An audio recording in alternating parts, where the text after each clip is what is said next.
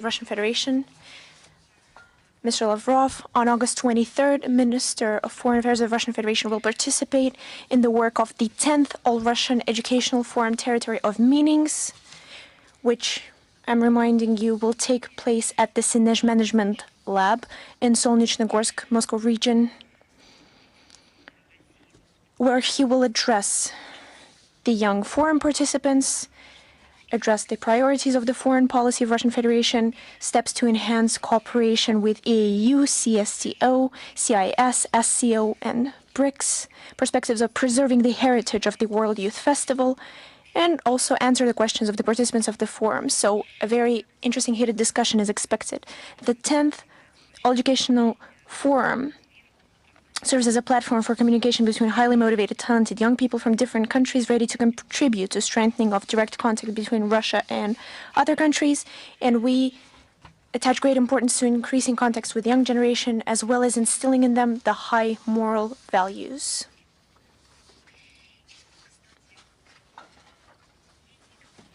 And speaking of the organization that I've already spoken about, BRICS, I don't think anyone needs a reminding that 2024 is especially important for our country. This is the year of our chairmanship at the organization. And this chairmanship is entering its decisive stage. Over 130 events of different levels have been conducted on all the areas of cooperation: politics and security, economics and finances, cultural and humanitarian contacts. Within the political bloc, there have been a lot of meetings. First of all, BRICS ministerial meeting in Nizhny Novgorod, which took place from June 10th to 11th. During the meeting, there was also an extended session with participation of representatives of the Global South and East states, as well as countries chairing regional organizations: Bangladesh, Bahrain, Belarus, Venezuela, Vietnam, Kazakhstan, Cuba, Laos, Mauritius, Thailand, Turkey, and Sri Lanka. Between the foreign ministries on July 12th in Moscow, there have been consultations of the heads of the Departments of Information and Press, where they welcome the perspectives of enhancing cooperation in order to popularize BRICS and strengthen its reputation. We're strengthening the coordination between the countries of the organization and international platform, first of all in the UN. And a very good example is the joint statement of the delegations of BRICS on the sidelines of the 6th UN Environment Assembly in Nairobi. An active work is being conducted in other areas. There have been sessions of the BRICS Council to combat money laundering and the financing of terrorism in April and June of this year. Anti-corruption working group of BRICS in April and June. The working group of BRICS on issues of security and the use of ICTs in April. Counter-terrorism working group on July 22nd to 24th. At the end of the meeting of the working group, they agreed on a position paper with the recommendations for the further development of specialized cooperation. In Vladivostok, from June 17th to the 18th, there has been an international inter-party BRICS and partner countries forum with the participation of representatives of political forces of countries of the organization and developing countries. On July 11th to 12th in St. Petersburg, there was the 10th Parliamentary Forum BRICS. In the extended sessions were attended by the representatives of the CIS Interparliamentary Assembly, as well as the chair of the Interparliamentary Council and Speaker of the National Council of Tanzania, Tulia Ackson.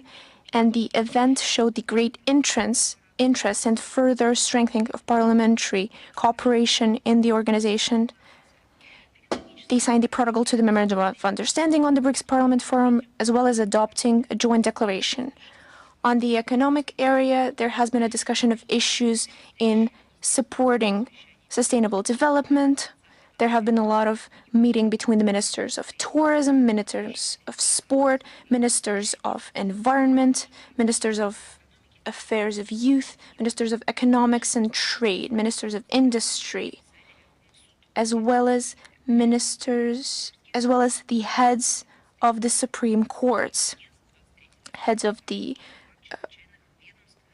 Procurator's services, heads of the space agencies, and the emergency services departments. As a follow-up for the decisions of the Johannesburg Summit of BRICS in 2023, there have been possibilities of enhancing cooperation in order to assess risks,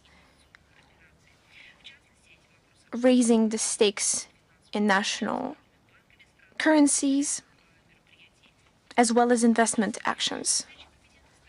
During the meeting of the Committee of High Representatives of BRICS on Energetics in February and July this year, there have been discussions of prospective areas of cooperation in the area of energetics, energetic security, technological cooperation, as well as exchange of best practices. In early April, there have been the first session initiated by the Russian chairmanship of the Contact Group of BRICS on Climate and Sustainable Development, during which we reaffirmed our interest in creation proposed by the Russian side of the BRICS Climate Research Platform. At the meeting of the Ministers of Agriculture of the BRICS countries, which took place on June 28th,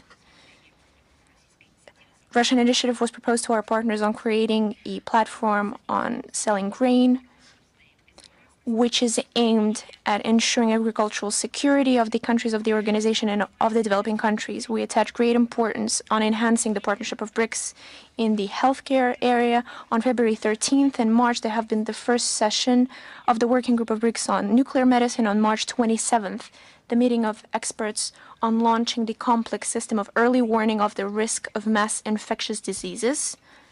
On June 20th, 21st in St. Petersburg took place the first forum of nuclear medicine. BRICS countries. On July 18th, 19th, Rospotrebnadzor held the International Conference of Biothreats and Pathogens, BRICS Response. Among other serious results, after the first meeting of ministers of transport on June 6th, there was a reached agreement on launching a regular mechanism of cooperation in the area of transport during the first session of the heads of geological services, which took place on July 15th, 17th. They've discussed the perspective of creating geological platform of BRICS. Traditionally, high importance is paid to the issues of cultural and humanitarian assessment and cooperation. It's in this area that there has already been the International Film Festival of BRICS countries from April 19th to 23rd, Academic Forum from May 22nd to 24th, Civil Forum from July 3rd to 4th, and other events with the participation of experts, representatives of the civil society of our country, and of course of cultural figures. From 12th to 23rd June in Kazan, for the first time in an open format, there have been the sports games of BRICS, where athletes from over 19 countries took place, and the sport programs oversaw over 27 types of sports. And the true cherry on top of our chairmanship in BRICS will be the summit, which will take place in Kazan from 22nd to 24th October.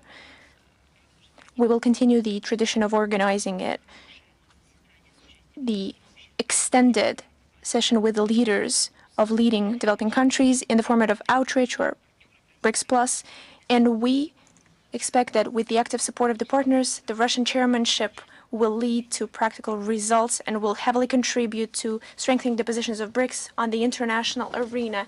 And another announce from the 27th to the 30th August, UFA will host the 6th Forum of Young Diplomats of the BRICS countries, which will be conducted together with the plan of events of the Russian chairmanship. And the main theme will be the role of young diplomats in strengthening the multipolarity and just global development and security, organized by the Council of Young Diplomats of the Ministry of Foreign Affairs together with the Fond Roscongress and the government of the Republic of Bashkortostan. The event is aimed at strengthening the cooperation between youth, their friendships and trust between the countries of the Global South, the East, between the peoples, the nations. Delegates who are expected to visit will have a very busy program, both of business affairs and cultural affairs. The main themes will be the international, cultural, humanitarian, as well as youth cooperation on the BRICS space, the role of youth in international political and financial economical system. It's expected that over 110 delegates from over 30 countries will participate. During the events, there will be meetings with the heads of Minister of Foreign Affairs of Russia and Republic of Bashkortostan, leading politicians, economical experts, public persons, winners of Olympics and the BRICS Games, as well as the chance to get to know the history and culture of these region of Russia. And there will also be the ceremony of initiation for the new members of the International Associations for the Young Diplomats, which was created in 2017 in order to strengthen the cooperation between the youth of ministers of foreign affairs. And as for today, there are over 150 diplomats. Another interesting event within Russia's BRICS chairmanship. The Agency of Strategic Initiatives, together with the Platform of National Technological Initiative of the Trade and Industry Chamber of the Russian Federation, will hold the competition of the best technological advances and practices of BRICS countries in different areas. And the name is the BRICS Solutions Awards. It's been held annually since 2020 in the chairing country of the organization. The main goal of the competition is to develop a system of independent multipolar cooperation. In this regard, it's especially important to develop new technologies that answer to the demands and interests of the BRICS countries. The participants will propose projects in 8 nominations: new industry and energetics, biotechnologies and the health of the nation, sky, space and communication technology, artificial intelligence and digital services, climate and ecological technologies, platforms and complex decisions for the state and public management, competencies and development of personnel. We have already received applications from Brazil, Egypt, India, China, and South Africa. The most popular was the nomination New Industry and Energetics, followed up by the Platform and Complex Decisions for the Government and State Management. You can apply up for the 30th August of this year, and of course the link to the website we will attach to the text of today's briefing. Finalists and winners will be invited to the ceremony of the Business Forum BRICS, which will take place in Moscow in October 2024, and the information on the winning projects, of course, will be published on the resources of the organizers and the partners of the competition.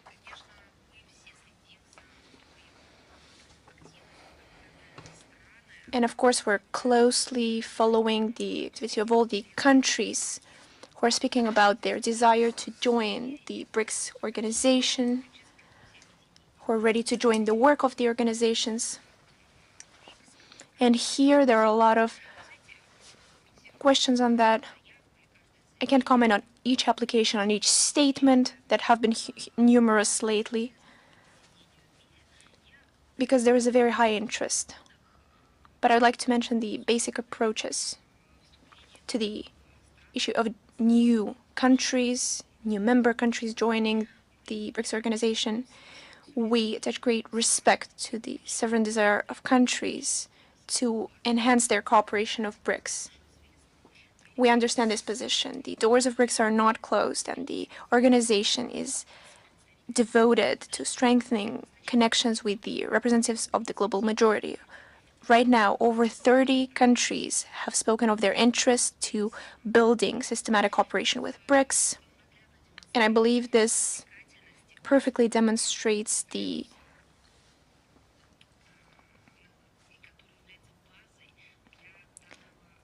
good side of the principles that are used to participate in this format.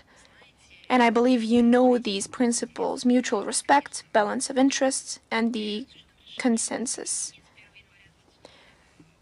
Taking in line the decision of joining on January 1st, 2024 of new members, we attach great importance to their harmonic integration to all the mechanisms of strategic partnership, while preserving the dynamics and effectiveness of our cooperation. After the decisions of the meeting of the leaders of BRICS in Johannesburg from August 22nd to 24th last year, we're agreeing on the modality of establishing new category of state partners, as well as adding the list of potential candidates. And the results of this work will be proposed to leaders of the summit in Kazan on October 22nd, 24th. Once again, I'd like to remind you that there will be an extended session in the format of outreach BRICS Plus at the summit, where leaders of a large group of leading developing countries will be present, and we believe this will be a great opportunity to discuss the relevant issues of the international agenda while forming new, more just world order, strengthening the cooperation of BRICS between the global South and East, and strengthening their role in the international processes. And drawing this theme to a close, I would like to speak in contrast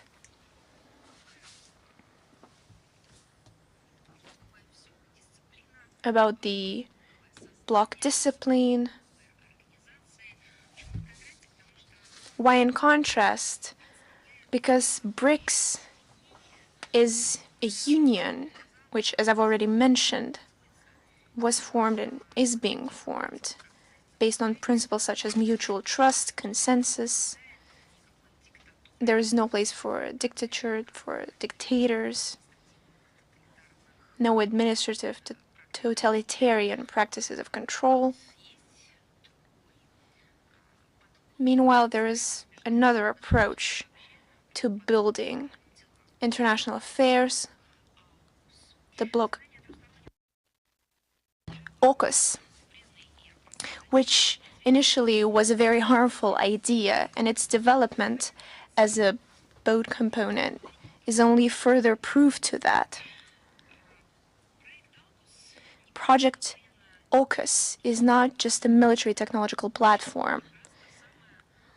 I'd like to point out that this is a bloc basis for ensuring constant presence of NATO in the Asia-Pacific region for the far-reaching consequences for the stability and security of the region. For the same tasks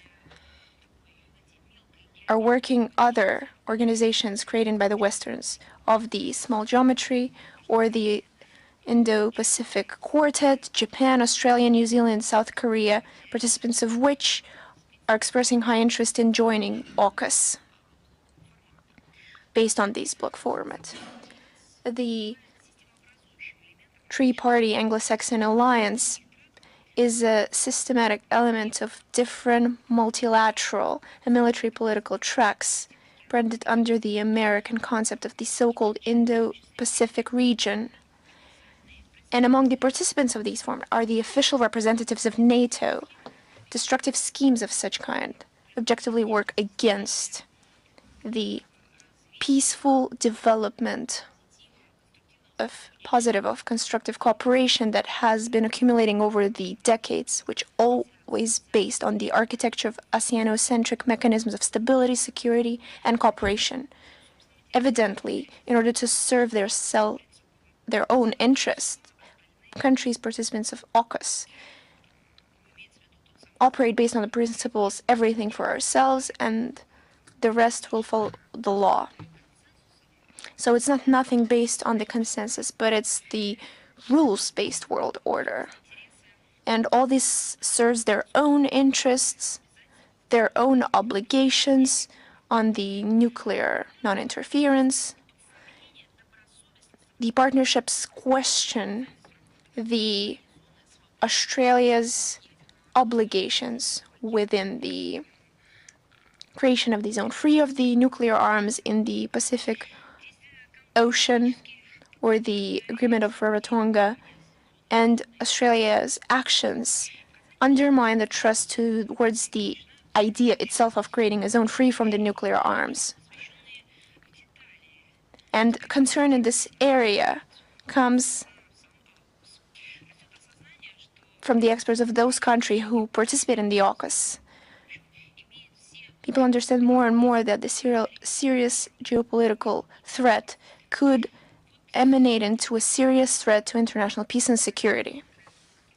And when we speak on what tracks, what paths the world could develop in the future, I believe that this is a perfect example on how cooperation between the countries could build either on mutual respect, understanding of mutual interests in the effectiveness of peace, security, or using examples of the past. All kinds of wars, aggression, hidden and enshrined under the shield of so-called constructive peace initiatives that are not that Basically, the result of the second track, second ideology, was the deep-rooted crisis that we witness in Ukraine. The Kiev regime seeks justification for its terrorist foray in the Kursk region, tries to find new pseudo-arguments, one being more absurd than the other. They don't even care whether one argument is at odds with the other. All the atrocities made by the Ukrainian armed forces are something that they try to conceal. For starters, the officials on the Bankovo Square tried to ponder over some kind of a task to strengthen negotiating positions of Kiev, although they don't quite understand who will negotiate with them after these atrocities that they launch against civilians, against civilian infrastructure and facilities. And once again, let me highlight it. This is something that was raised by the Russian leadership. This attempt of the Ukrainian armed forces to invade our territories from the outset makes it impossible to have any negotiations with the bandit junta, but they still try to impose their ideology to the international community. But that lasted not for a long. After that, Zelensky cynically claimed that Ukraine tries to create some kind of a buffer zone in the Russian region. Nobody among American, French, Italian journalists tried to clarify how one adds to the other. Are you going to set up a buffer zone or to strengthen your negotiating positions? Apparently, Zelensky uses this address to the people to increase his popularity that is plummeting and to increase the funding from Western donors. And certainly these statements are contradictory, and this criminal plan by the Kiev regime was initially doomed to fail miserably. Meanwhile, the collective West, led by the US, instead of expressing sympathy to women, children, elderly that suffered from the Ukrainian armed forces, continues to actively support the Kiev regime in different ways. Some provide more funds to the Kiev regime for terrorist activities of the Kiev regime, of its officials and those who are the rulers in Ukraine. The others are openly praising terrorist attacks that have been committed. It's not quite clear how it is in line with many laws and myriad legal acts that ban them from funding and supporting terrorist attacks. Take a look at that. Prime Minister of Poland, Donald Tusk, on the 14th of August, went as far as saying that the Kiev regime criminal activities in the Kursk region are defensive, and he recognized that Kiev was entitled to wage a war in such a way as to paralyze Russia as efficiently as possible. How is it in line with the idea of George Bush Jr. That was voiced by him during the conversation with the pranker, that the task of the Kiev regime is to kill as many Russians as possible? There's some kind of a right of the Kiev regime to defend without any restrictions using Finland-supported weapons was raised by the president of this country, Alexander Stubb. There are no geographic limits to use weapons supplied to the Kiev junta, and that is something that was said by Press Secretary of the Defense Ministry of Canada. On the 19th of August, Denmark Foreign Minister Lars Løkke Rasmussen, in his interview with the media, basically gave a green light to the Ukrainian Nazis to use Danish weaponry to strike Russian territory. By doing so, Western leaders basically approved murderous crimes, terrorist attacks committed by the Kiev regime against civilians. On top of that, mentors of the Kiev regime continue to pursue their maniac desire to inflict a strategic defeat upon Russia at all costs. According to Western media, British ministers tried to convince NATO allies that it is necessary to allow the Kiev regime to strike Russian territory using cruise missiles Storm Shadow with up to 250 kilometers range. Reportedly, President Biden is open to sending cruise missiles, joint air-to-surface standoff missile, to Kiev.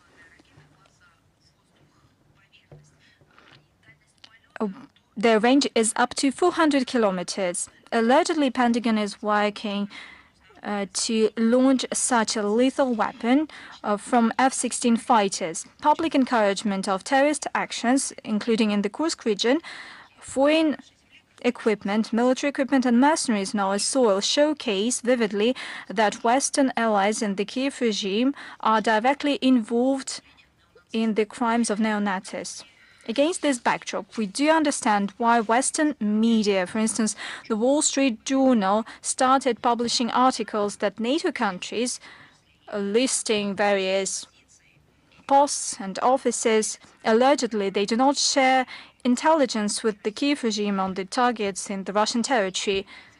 Moreover, there are publications that allegedly the West didn't know anything about the plans of Zelensky, but clearly that is not true. These are fake news, these are misleading information, call it as you may. The thing is that the invasion into the Kursk region is taking place with the comprehensive support by the West, and it was authorized by it. The so-called information operations are used by Western media, and by doing so, NATO, including Anglo-Saxons, try to shun away from responsibility from the terrorist acts committed by the Kiev regime. Let me remind you that in the legal system of Anglo-Saxons, there are specific legal acts banning to sponsor terrorism. The sponsorship, support, encouragement of terrorism, it is all banned on an individual basis and collective basis with regard to states and so on. On top of that, these provisions and these definitions, this language is used by the West, and it has been using it for many decades in order to let themselves invade sovereign countries. I'm talking about supporting terrorism by anyone. And this was the fact that gave them the green light and allowed them to breach the law. In order to distance themselves from obviously clear terrorist acts of the Kiev regime, they use media to have an impression that they have nothing to do with the developments, but certainly that is not true. In this context, we drew the attention to the information in late July on the Ukrainian government's work on the bill on international defense companies. Basically, this law legalizes private military companies with foreign engagement. Reportedly, these proxy entities plan to be registered solely in the territories of regions that border our country. If approved, this document will enable NATO countries to send F-16 fighter pilots to Ukraine without any direct involvement in the conflict. Basically, the same old story. First, they use the Kiev regime and Ukraine as a tool. Then they make their utmost to change the law of Ukraine, to hide themselves, to conceal their actions. Should it be implemented, this new form of accomplishing by the West in the criminal activities of Kiev will only prompt further escalation of the conflict. We do not rule out that Ukrainian neo-Nazis consider this law as a green light to use private military companies in Africa and other regions of the global south. Let us warn you that all foreign combatants that are carrying out terrorist attacks against our regions, just like the military equipment of theirs, are legitimate targets of the Russian armed forces, and they will be destroyed. The domestic legislation of the Kiev regime will not give them any protection whatsoever. And we have a new phenomenon. The activities of Western media, namely NATO countries' journalists, with regard to what is currently happening. Western media representatives who are interested, they're not journalists, they are participants to all these smear campaigns in violation of Russian law in the company of Ukrainian terrorists. They are present in the Russian territory. Russian competent authorities introduced criminal charges against them. Namely, we're talking about journalists of Italian TV radio company VAR, and the criminal charge was pressed. In their reports, they made an information shield for terrorist activities of the Kiev regime. They talked with the Ukrainian army officer. They filmed him. He was wearing SS insignia. These were direct SS insignia. Moreover, in these reports, Western journalists told us about alleged care for civilians by the armed forces of Ukraine in the Russian regions. At the same time, for some reason, these Western journalists have not mentioned many cases when terrorists destroyed residential houses using anti-tank mines, shelled from drones. They haven't reported about attacks against civil cars with families and children that tried to flee the area. And the genuine goal behind invaders' presence, namely terrorism, clearly was not mentioned by those uninvited guests that rushed to our territory without the relevant accreditation, visas, and so on. Incidentally, that is not the only trip of such pseudo-journalists. As we have already mentioned, law enforcers of Russia brought criminal charges over the trespassing, and they claim that they will do it once again. Let me warn foreign journalists that a legal visit to Russia is only possible once you get the relevant visa, if we're talking about a foreigner, and the accreditation of the Russian Foreign Ministry. Now let's get down to the crimes by the Kiev regime. International institutions and media ignore the atrocities of Ukrainian Nazis. They unleashed a deliberate hunt for Russian civilians, including women and children. They torture them, and that is neglected by everyone. We will do our utmost to make it public. On the 15th of August, in the Belgorod region, the 2 employees of the ambulance crew were targeted by the drone attack. On the 16th of August, there was an attack of the Ukrainian armed forces at the Galactica Mall, full of visitors with children. A fire broke out. Due to deliberate strikes, 11 persons were affected. Terrorists did not allow firemen and first responders to work. They continued deliberate shelling. As a result of the consolidated work of our services, casualties were averted, and the very next day, kamikaze drone strike killed a civilian. On the 17th of August, large-scale artillery attacks wounded 10 persons, including 2 children, killing a pregnant woman due to a targeted strike at the bus stop of a civilian bus. Attack over the bridge through the same river on the 16th of August killed 2 young Russian volunteers. They selflessly helped that day the local population to evacuate. On the 18th of August, drone attack seriously wounded 2 women in Shebekino due to the drone attack. On the 19th of August, drone strikes injured 1 civilian in the settlement of Borisovka, and 2 persons were injured in the settlement of Malo-Mikhailovka. Terrorists deliberately tried to kill civilians in Russia, and that is showcased by their recent attack in Suja using drone.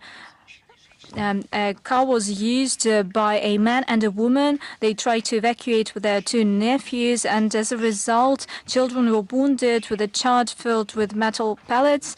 A boy had a severe skull injury.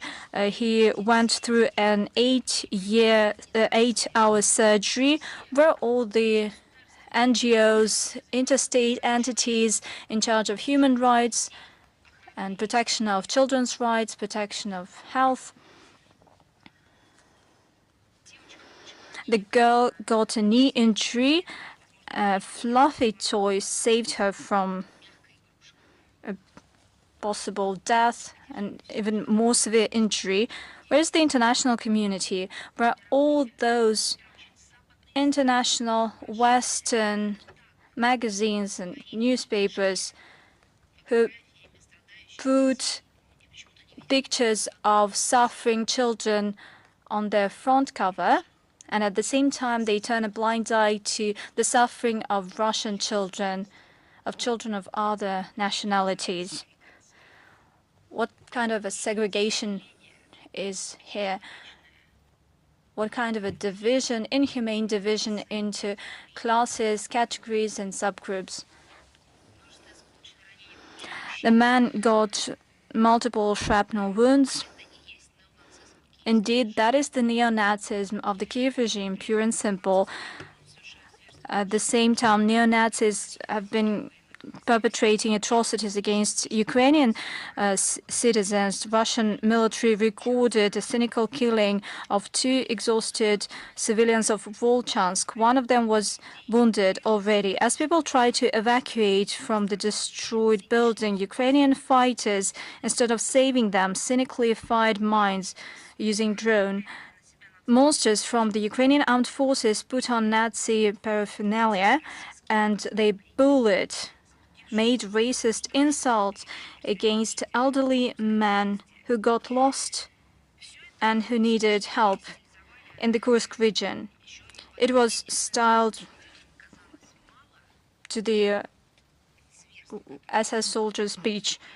Apparently, it was not enough for them, and they had to scale up the effect.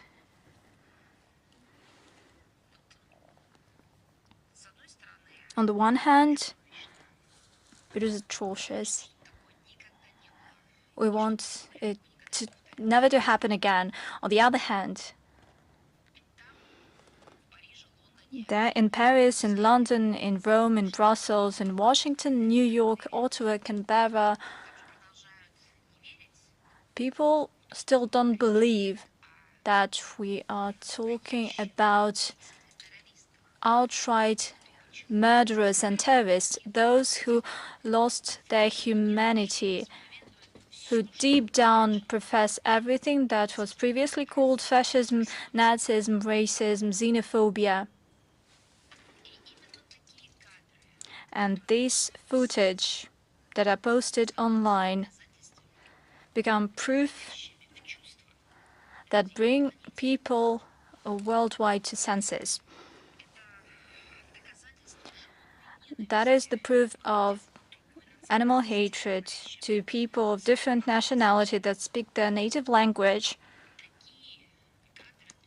This footage allows us to identify the persons and the whereabouts of those thugs that commit these atrocities. A proof of many barbaric crimes of Ukrainian fighters against civilians in the Kursk region, namely killings, destruction of residential houses, taking hostages of Russian citizens, killings, tortures, looting, just like terrorist attacks in other regions, strikes against the ZNPP. It is carefully recorded. It is considered by Russian investigative bodies, and those terrorists who will not be justly avenged during hostilities will be persecuted without expiry date until they are definitely punished. Luckily, not all Ukrainian military fulfill Zelensky orders without complaint. Recently, it became known that another group of Ukrainian POWs decided to fight as part of the voluntary Bogdan Khmelnytsky battalion that is made up of former Ukrainian servicemen. And this desire not to have anything to do with the Kiev criminals and to be on the right side of history, and we can only welcome that. Indeed, that is a tragedy of Ukrainian people. However, that is also a chance to rehabilitate before the previous generations of fathers and grandfathers that protected this land from Nazis and fascists. And that is also a chance and an opportunity to rehabilitate for the future generations. We have also drawn attention to the recent visit of American Senators Richard Blumenthal and Lindsey Graham to Ukraine. After meeting with Kiev neo-Nazis with their leader, they reported that the letter was decisive to reach a strategic agreement with the U.S. regarding the rare earth materials that pertain to Ukraine for the total sum of $1 trillion. But they didn't say something that I would like to say. Namely, that in return to those promises given by American senators, Zelensky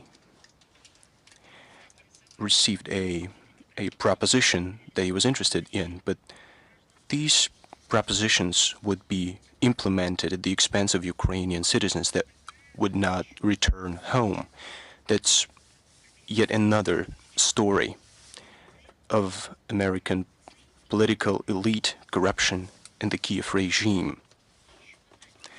It is yet another demonstration of the true of the true essence of the Kiev regime. Ukraine doesn't have anything left of its natural resources. At the same time, and it's quite curious, the Ukrainian Rada is now considering a law bill from freeing corrupt politicians from responsibility, from liability. It's a very powerful fact statement, and they continue to revise the history, the Kiev regime. On the 13th of August, in Ivano-Frankovsk, after Poltava, a memorial plaque was opened, dedicated to you won't believe whom. This time, it's not an American figure.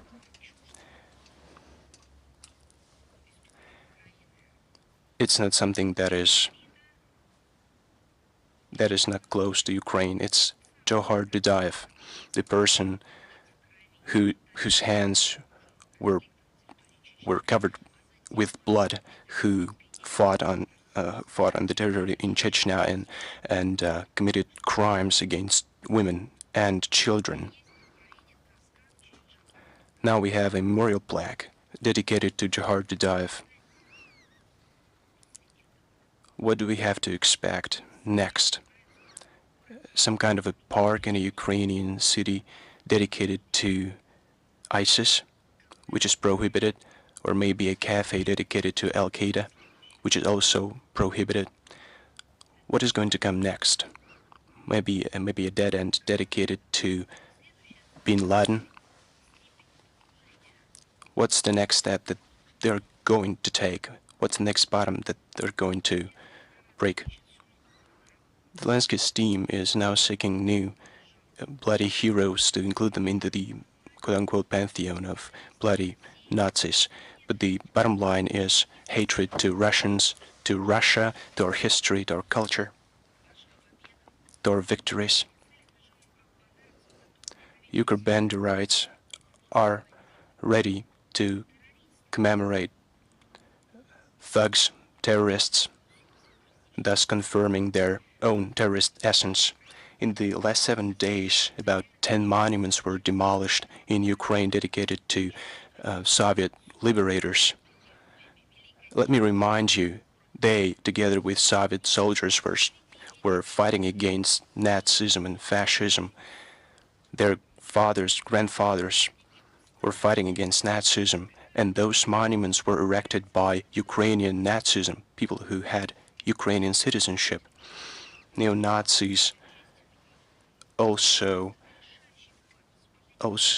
desecrated other memorials in Kharkiv, for example, dedicated to Malinovsky, Konev. As for Belgorod-Dnestrovsk in the Odessa region, the monument to Alexander Pushkin has now been desecrated. As for the Kursk region, those criminals would be prosecuted.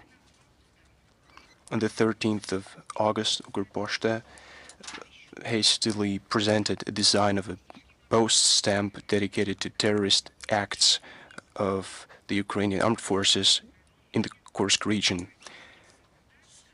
It presents the moment of when the Russian captives are knelt, quote unquote, before Ukraine.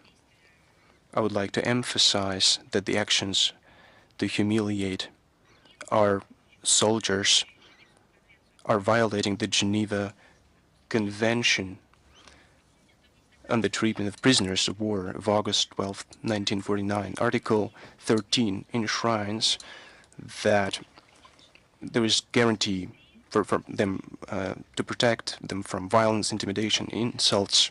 Article 14 says that they have the right to respect for their person and honor.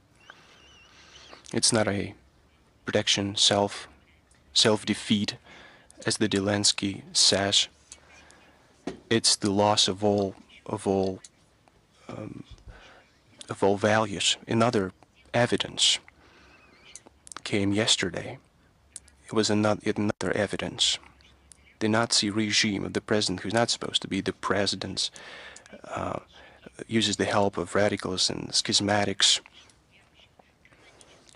Is trying to destroy the canonical Ukrainian Orthodox Church.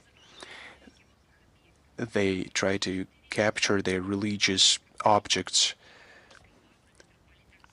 Metropolitan Arseny is now being held captive for a couple of months now.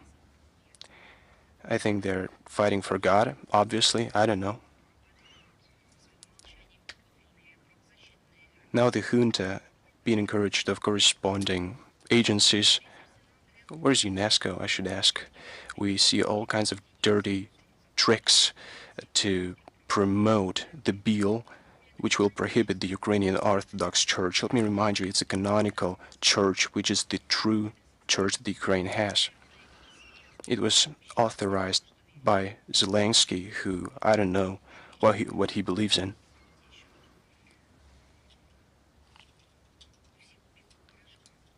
An apologist, I think he also believes in the power of a white powder. It's a satanic action which is aimed at the elimination of the orthodoxy and at deepening the schism, and other representatives of other faiths that are also taking part in this. They're also puppets of this regime. This is a horrendous step, and it violates a range of international documents, international instruments. It violates the laws of the Ukraine itself. All the rights of the Ukrainian Orthodox Church and of millions of parishioners should be restored, and the criminals should be violated. Yesterday, the Ministry of Foreign Affairs of the Russian Federation published a detailed comment in this regard. This only reiterates the character of Russia's special military operation to demilitarize and denazify Ukraine. We have repeatedly said that all these tasks will be reached. Another topic that Kyiv likes to discuss in its international communication is a topic of children. Do you remember when the Kyiv regime used far-fetched stories, blamed our countries for stealing children? Let's now take a look at real facts. There was a real case that demonstrates a blatant cynicism of the Kiev regime and a full ignorance to the fates and lives of their own children, of their own citizens. Now I'm talking about minors, underage children. The Kiev authorities decided to repatriate to Ukraine 115 minors from children's home in Verdansk. In March and April, they were turned over to the Italian city of Bergamo in Lombardia. The Ukrainian children were given temporary parents, and it was organized. Education process was organized. I'm not here not talking about Italians who were helping them with clothes. They were helping them to find peace. The Ukrainian consulate in Milan, reached a decision to return kids to Ukraine. Maybe here they're talking about reuniting families, you might say. Maybe they will be given some additional conditions that will educate them, will treat them, raise them well. Don't get your hopes up. We have a Nazi regime in Ukraine. We're talking about children who do not have parents. They were supposed to be given rooms that don't even have basic amenities. It's very hard to talk about this. I hope you realize that.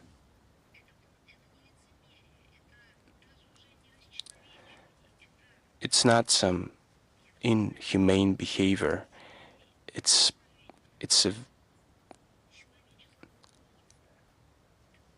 Those are very horrendous actions.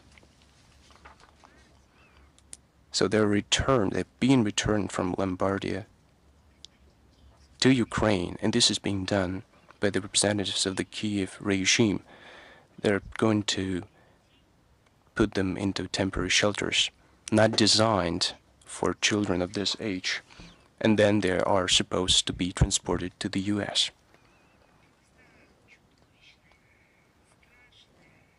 This is a horrendous crime of the Kiev regime, which allegedly cares for the rights of children, and even blatant propaganda activists from Italian organizations cannot contemplate this situation without fear. They have actually been supporting the Kiev regime over the last couple of years. They don't yet realize how inhumane those actions are of the Kiev regime. Italians, maybe representatives of other countries, will see on their own example, on the example of their own life, that's the case, but they don't understand what we have been talking about for years now. International Criminal Court. Let's talk about this.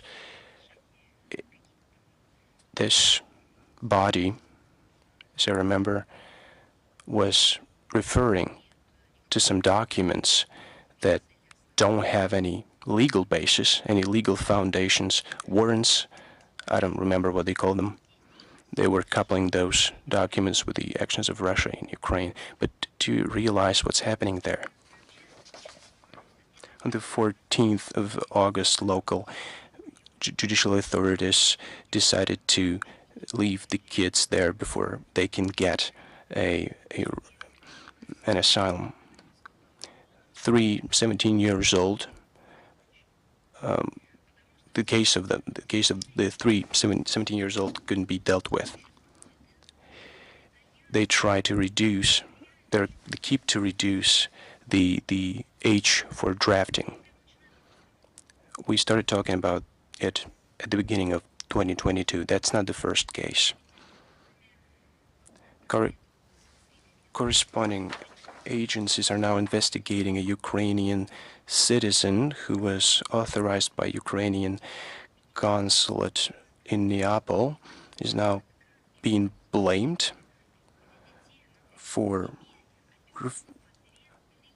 refusing to to transport children. She was demanding money from families, and now she's also charged with threat to life and health. That's what the Kiev regime is about. It's not an exception. It's only confirming its essence. That's what we see in real practice, in real life. It's noteworthy that the official Italian authorities have not reacted in any way to these horrendous facts. Why so? The topic of Ukraine has become, to the Italian authorities, the main one. The international organizations in the world, they're promoting Ukrainian interests. Why not comment what's happening to the Ukrainian children? I remember what Italian officials said regarding the warrant of the International Criminal Court. They were given their comments about what's happening. Well, here you have the Ukrainian children. Why don't Ukrainian authorities comment this situation? We do not hear any comments regarding the situation of the telecorporation RAI. An Italian journalist conducts an interview, and this journalist talks about the follower, the proponent of the Nazi ideology, and no, they haven't reacted in any way. Maybe Italians forgot about atrocities that Italians were victims of on the part of fascists and Nazis. I understand why the official Rome doesn't comment it. They don't have any authorization to do so. The Western handlers of Rome do not allow it. Well, they have to overcome this veto. And everything that is anti-Russian is the narrative of NATO, Washington, London. Well, let's change the situation. The support for the neo-Nazi clique in Kiev, we can see this support and these actions, the support for Italian neo-Nazis is way easier for them as protection of Ukrainian children. We have to open our eyes and see what's happening.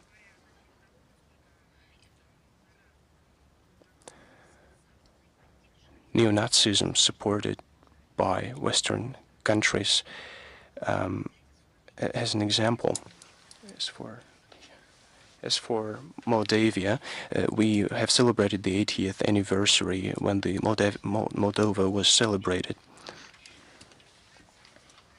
Then the Soviet troops liberated the territory of the Moldovan SSR and took to the central part of Romania, and then Bucharest couldn't continue on the side of the Nazis.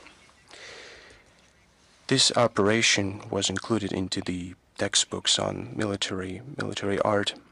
In August 1944, the Black Sea troops broke the defense of the enemy and closed the encirclement of the German and Romanian army of Ukraine. The Soviet troops defeated 1 million troops.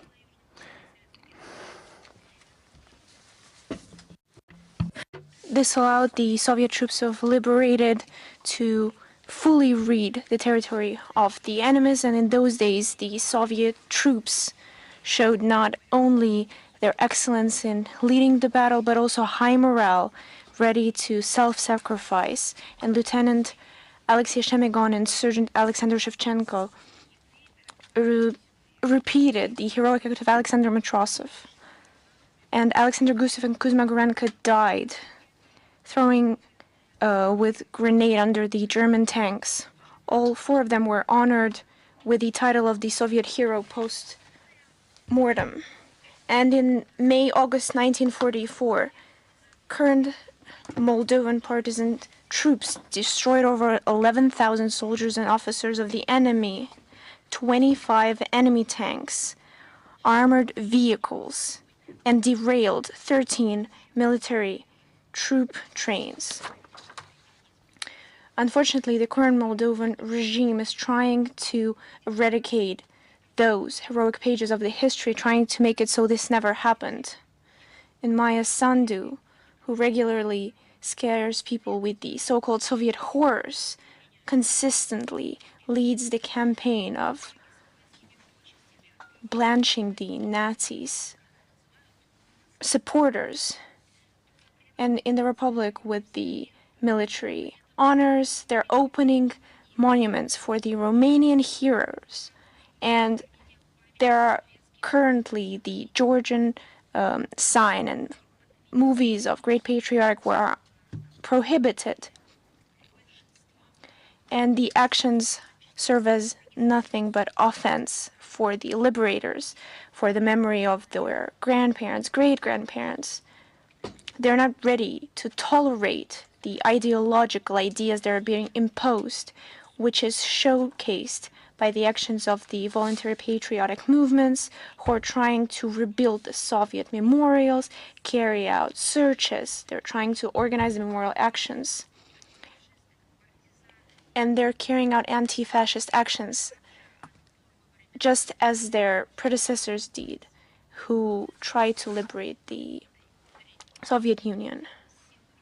And today, in the 21st century, Moldovans serve as the same anti-fascists.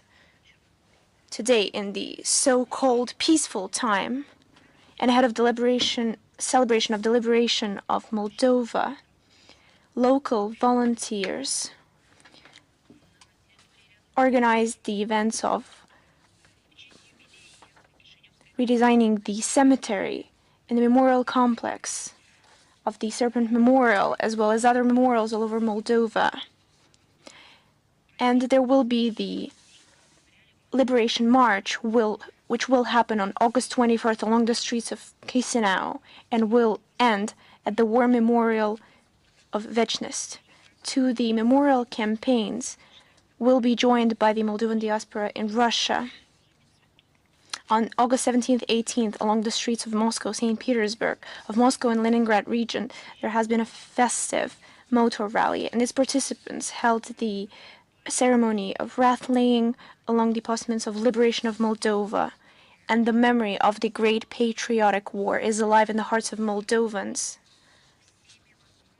And we try to support them any way we can, because, of course, for a lot of years, people believed that this memory cannot be not only killed or eradicated, it cannot be silenced, but now we understand that the good have to fight as well. Any efforts of the neo-Nazis' revenge are doomed to fail, judging by the decisive nature of the Moldovans. Look at what is happening all over the world. On August 15th, in Japan, there have been events on the so-called Day of the End of War, which once again obviously was the demonstration of the revanchist moods of the official Tokyo. Once again, among pompous words of Japanese political government, there wasn't even a shred of true remorse for the aggression they unleashed. And they have something to show remorse for before the civilians, nor have they been apologies for suffering substantial material damage caused to the Asian state's civil population. Instead of that, we only heard praises for compatriots dead who died in battle. And in connection with this rather questionable date, since, as we all know, the Second World War ended with the signature of a Japanese act of surrender on September 2nd, 1945, there have been another mass pilgrimage of Japanese politicians, including 3 acting members of the Cabinet of Ministers, over 70 deputies of the parliament, to the Shinto shrine Yasukuni, odious symbol of militarism, where, among others, they honored Class A war criminals sentenced to death by the judgment of International Military Tribunal for the Far East. So what did the Prime Minister Fumio Kishida do? Once again, he made an oblational donation for the aforementioned temple. This is so like what is currently taking place in the Ministry of Defense in Germany, where they applied new guidelines on how to honor the traditions of German militaries, and the German military fighters received autobiographies of those who they should follow as example of the German soldiers and German fighters. The world is watching in shock and horror when our ministry posted photos and short notices on the life stories of those who current German soldiers should follow as example according to their superiors. Those are SS officers, representatives of the Third Reich, who not only executed orders, they acted on those orders themselves. The so-called heroes of Germany, who received their awards on the battlefields of the East Front, they were killing our soldiers.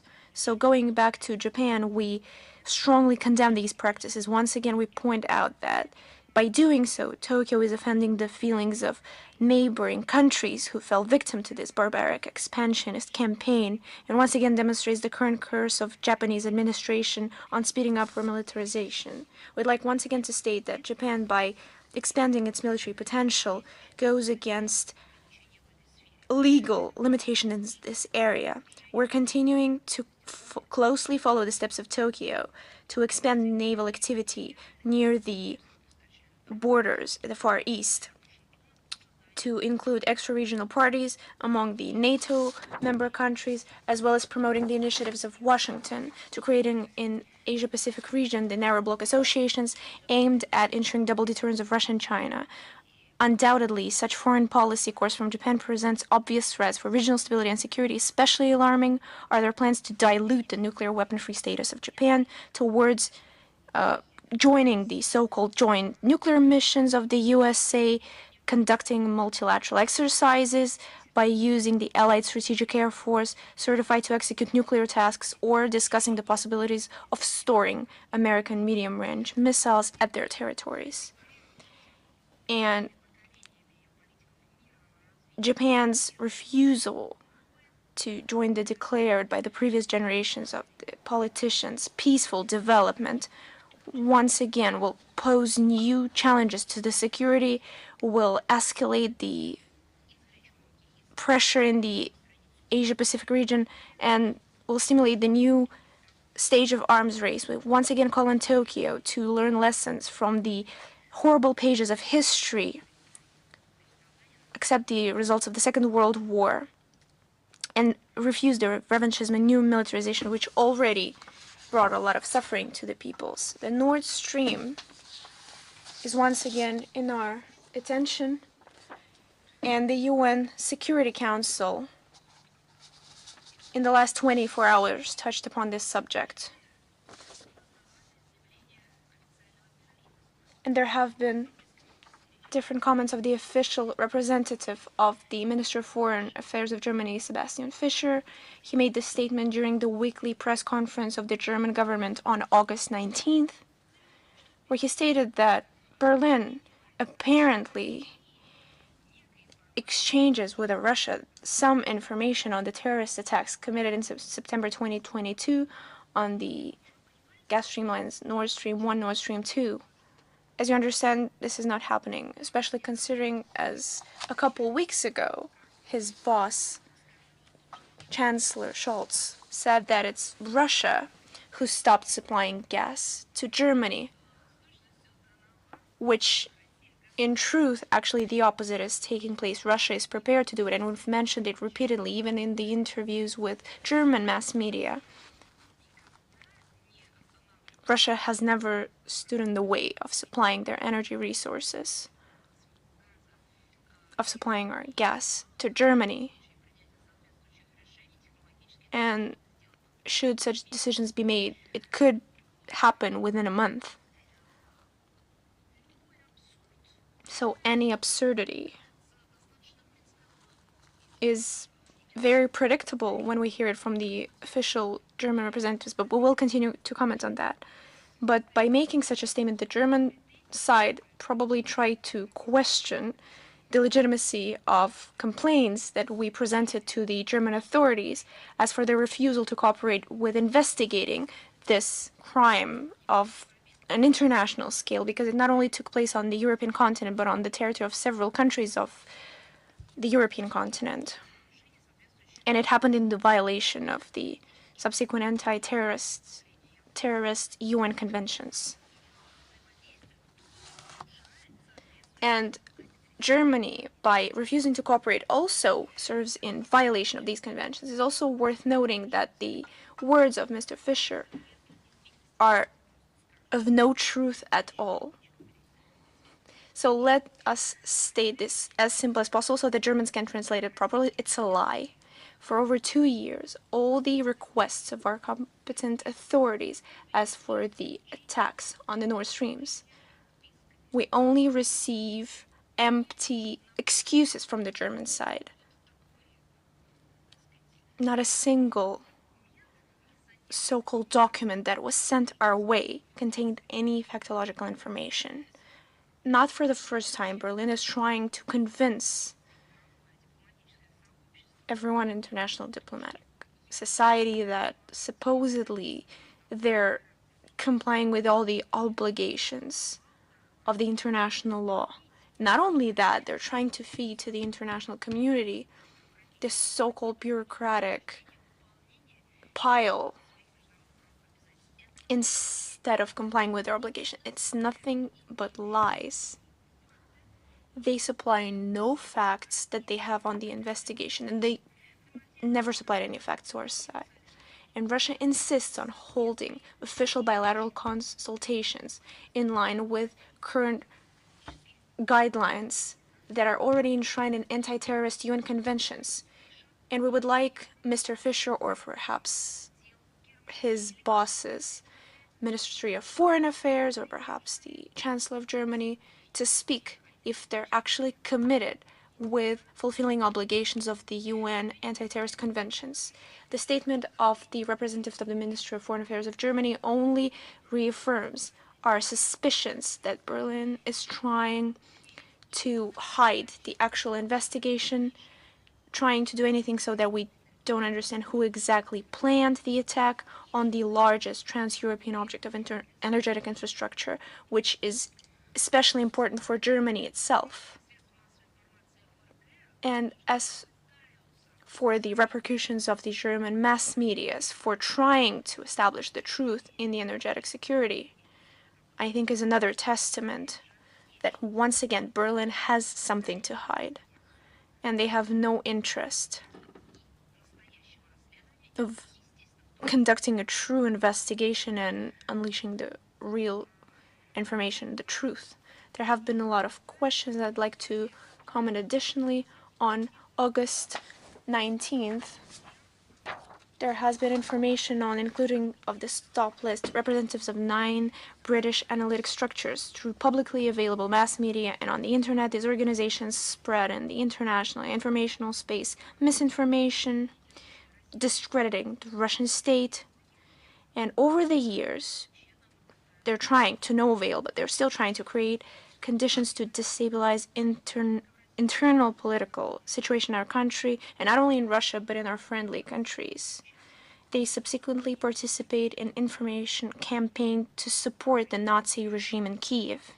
We continue to oversee these dangerous work of British authorities against our countries, and including in the Russian counter-sanction list the heads of the most aggressive British propaganda structures, and the work on expanding the Russian stop list will continue.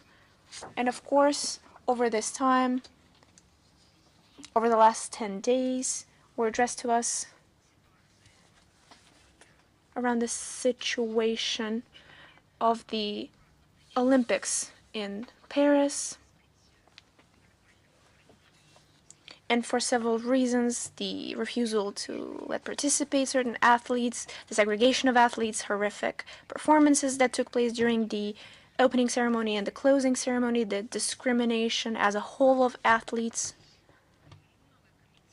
We've commented at length. And of course, discrimination against journalists who report on the events of the Olympics, and we've commented on this regularly, but summarizing all the questions that we've received, I would like to comment on this a little more. Millions of people around the world were shocked by the scandalous episodes of the closing ceremony of the Olympics, and I believe this is how it will go down in history, as a scandal. And the main question that both political representatives, the leaders of countries, high guests, was the following: why the sports, and this is the event commemorating the sports, this is the sport event, why the sport had to take a step back in order to welcome the ideology. And nobody even questions what kind of ideology is this. Is the liberational ideology. But the sporting event was filled with this ideological side. And there are a lot of proof and evidence to that, starting with athletes not being allowed to participate based on their nationality, to offending religious beliefs, to segregating journalists, politicized and ideological component of the history of the made-up gender issue, and the games themselves took place with a lot of violations. Everyone could see for themselves how unfit the water was in the Seine. During the opening day, there have been disruptions in the transportation systems. Athletes reported on the Spartan conditions of living in the Olympic Village. As for the Russian participation, a lot of experts agree that without the Russian Olympic team, a lot of types of sport lost in spectator aspect and the level of participation.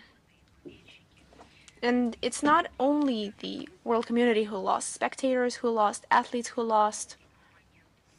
The ideological aspect, the segregation which reaped through every decision of the International Olympic Committee. And it's obvious not only to our country, but to everyone. And the president of the International Olympic Committee, Mr. Bach, closely followed his Western curators. His actions divided the international sport. They're undermining the sport as a whole. Imagine someone who watched the Olympics for the first time. Now they have a disrupted vision of what a true Olympic movement stands for. And the International Olympic Committee took away Russian and Belarusian athletes' dreams to participate in the Olympic Games, to represent their countries. And back together with the Kiev regime, conducted close following of Russians on social media, presented psychological pressure on athletes. There was blatant discrimination. There were cases when IOC representatives proposed to Russian sporting federations to replace athletes that got Olympic licenses for somebody that was not selected, without any clarification. Besides that, the advocate of the new normality and new inclusivity, namely Thomas Bach, made atrocious comments on gender issues that are anti-scientific, anti-social. He also made dubious decisions on accessing of women boxers that have failed gender tests. He made blatant lies towards International Boxing Association. It's up to experts to deal with that. just like they should do with considering why athletes were allowed to participate that have failed gender tests. Actually, this decision presented a risk to the health of female boxers, and that is an outrageous case. We can state that further deviation from ideals of the Olympics and the principles would lead to further degradation of international sports. That is something that our country said.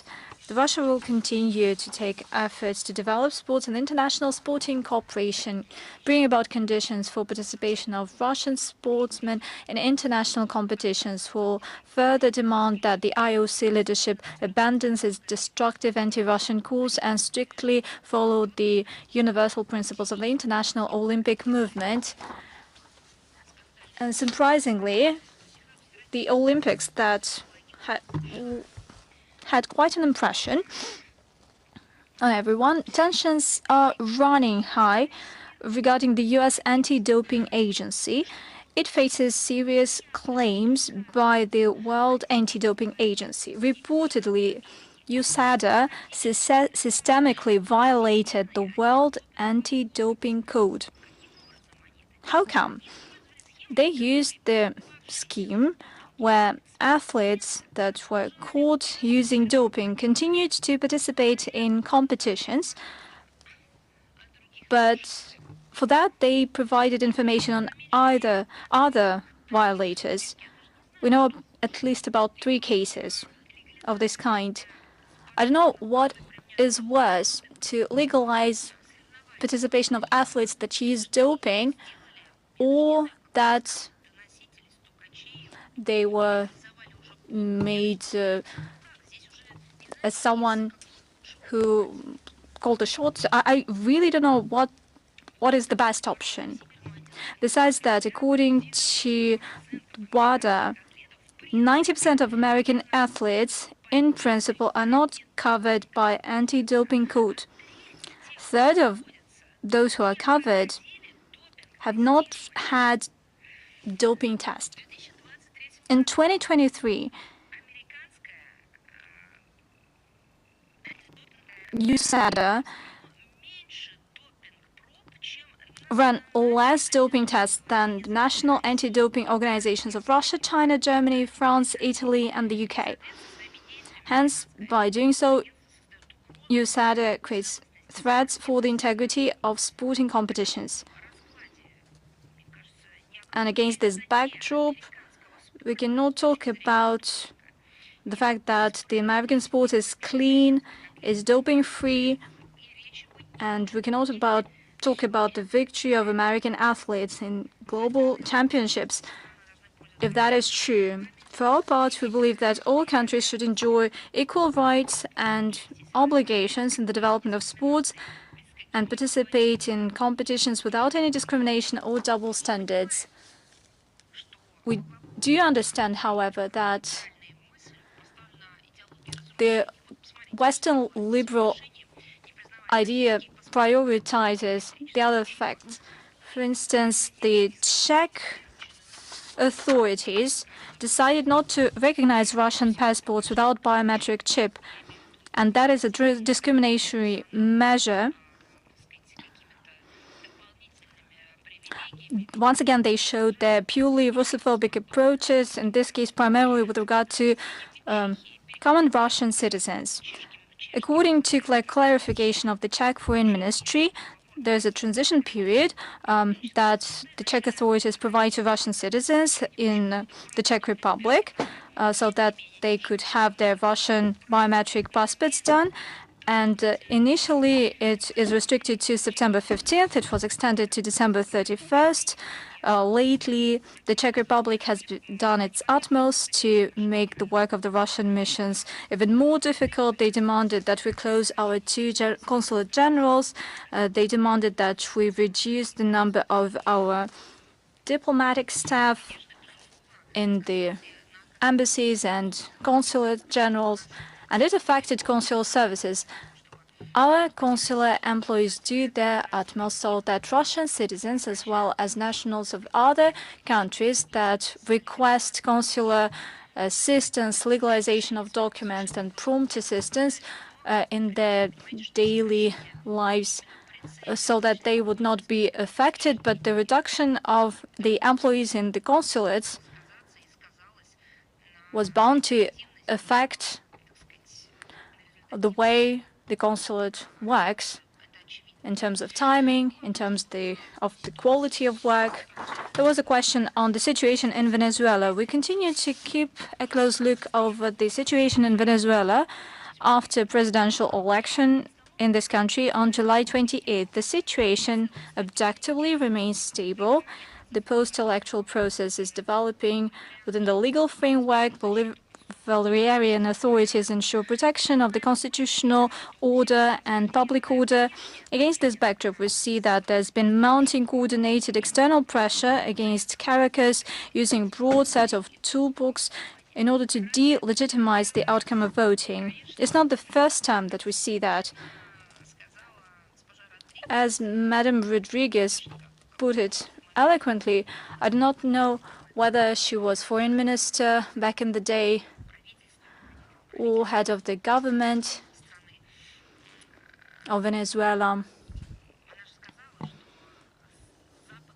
She said that the West is not happy. It's not that the West is not happy with the election in Venezuela. It is not happy with the outcome of the election. You can have as many elections as possible there, but until the West gets the result it wants, it will not rest. That is a typical response of losers when we're talking about not recognizing the outcome of vote and encouraging aggressive rallies and clashes with law enforcers. That is a totally different scenario that has been seen time and again. That is the scenario of the color revolution. The practice is not new. We had these examples in the post-Soviet space, namely in Ukraine, as early as in 2004, as well as in many other countries. Venezuela itself, not so long ago, faced similar challenges. You might recall the project of the parallel government and the legalization of the so-called pseudo-president Guaido. We all know how it all ended up. The so-called Santo Domingo Declaration adopted upon the U.S. initiative and the resolution of the Organization of American States calls for an intra-Venezuelan divide is the connivance to destabilization, creating a controlled chaos in Venezuela, and that is a well-known tactics which would trigger new waves of immigration. Those who fuel pressure on Caracas should understand the repercussions. There's a dangerous precedent when external forces try to dictate their will to sovereign state, to their legitimate authorities and to electoral bodies. Any other country may find itself in the place of Venezuela. In this regard, it is necessary to note that in 2001, the Inter-American Democratic Charter was signed, and there is no provision that would allow to have some kind of independent verification of the results of election in a certain country. We are convinced that the key of peaceful and sustainable development of Venezuela is the will of its people, and it made an unequivocal choice. We welcome the commitment of Venezuelan authorities to defend the sovereignty of their country, to ensure constitutional order, to continue the dialogue with interested political forces in order to find ways to settle disputes within the legal framework, and it is essential for these efforts to be supported by everyone who is interested in a stable and independent Latin American region. Russia is one of the first who supports such an approach, and we express solidarity with Fraternal Venezuela and its government.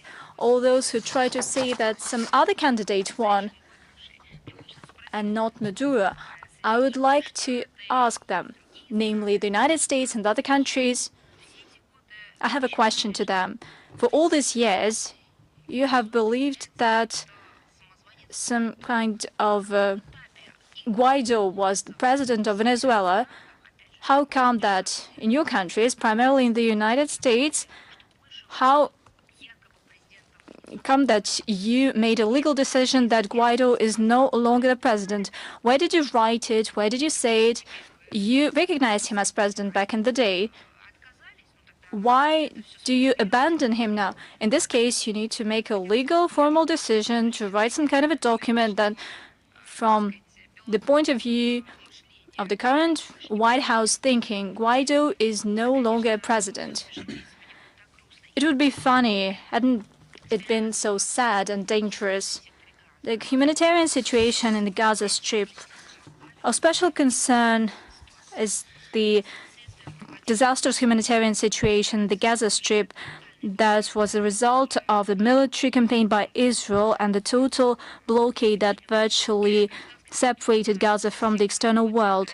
The civil infrastructure of the Gaza Strip is on the verge of collapse.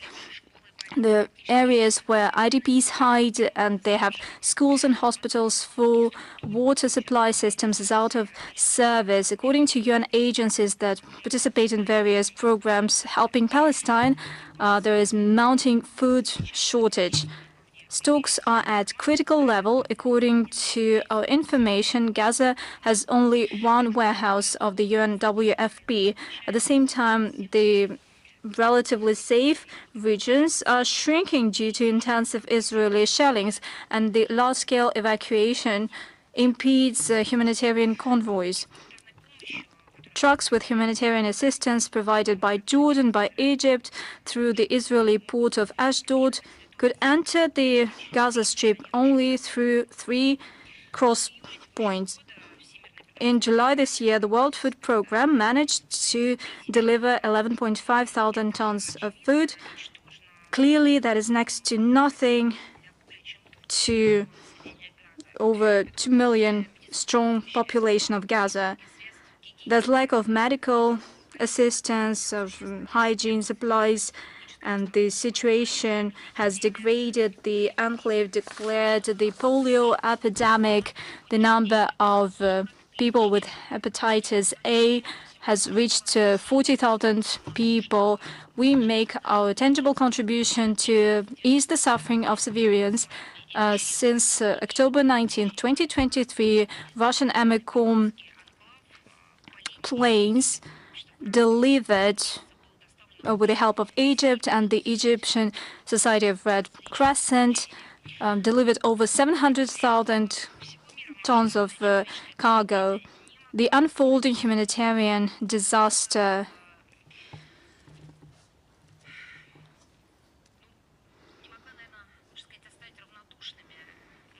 struck a chord among many of our compatriots, our civil society.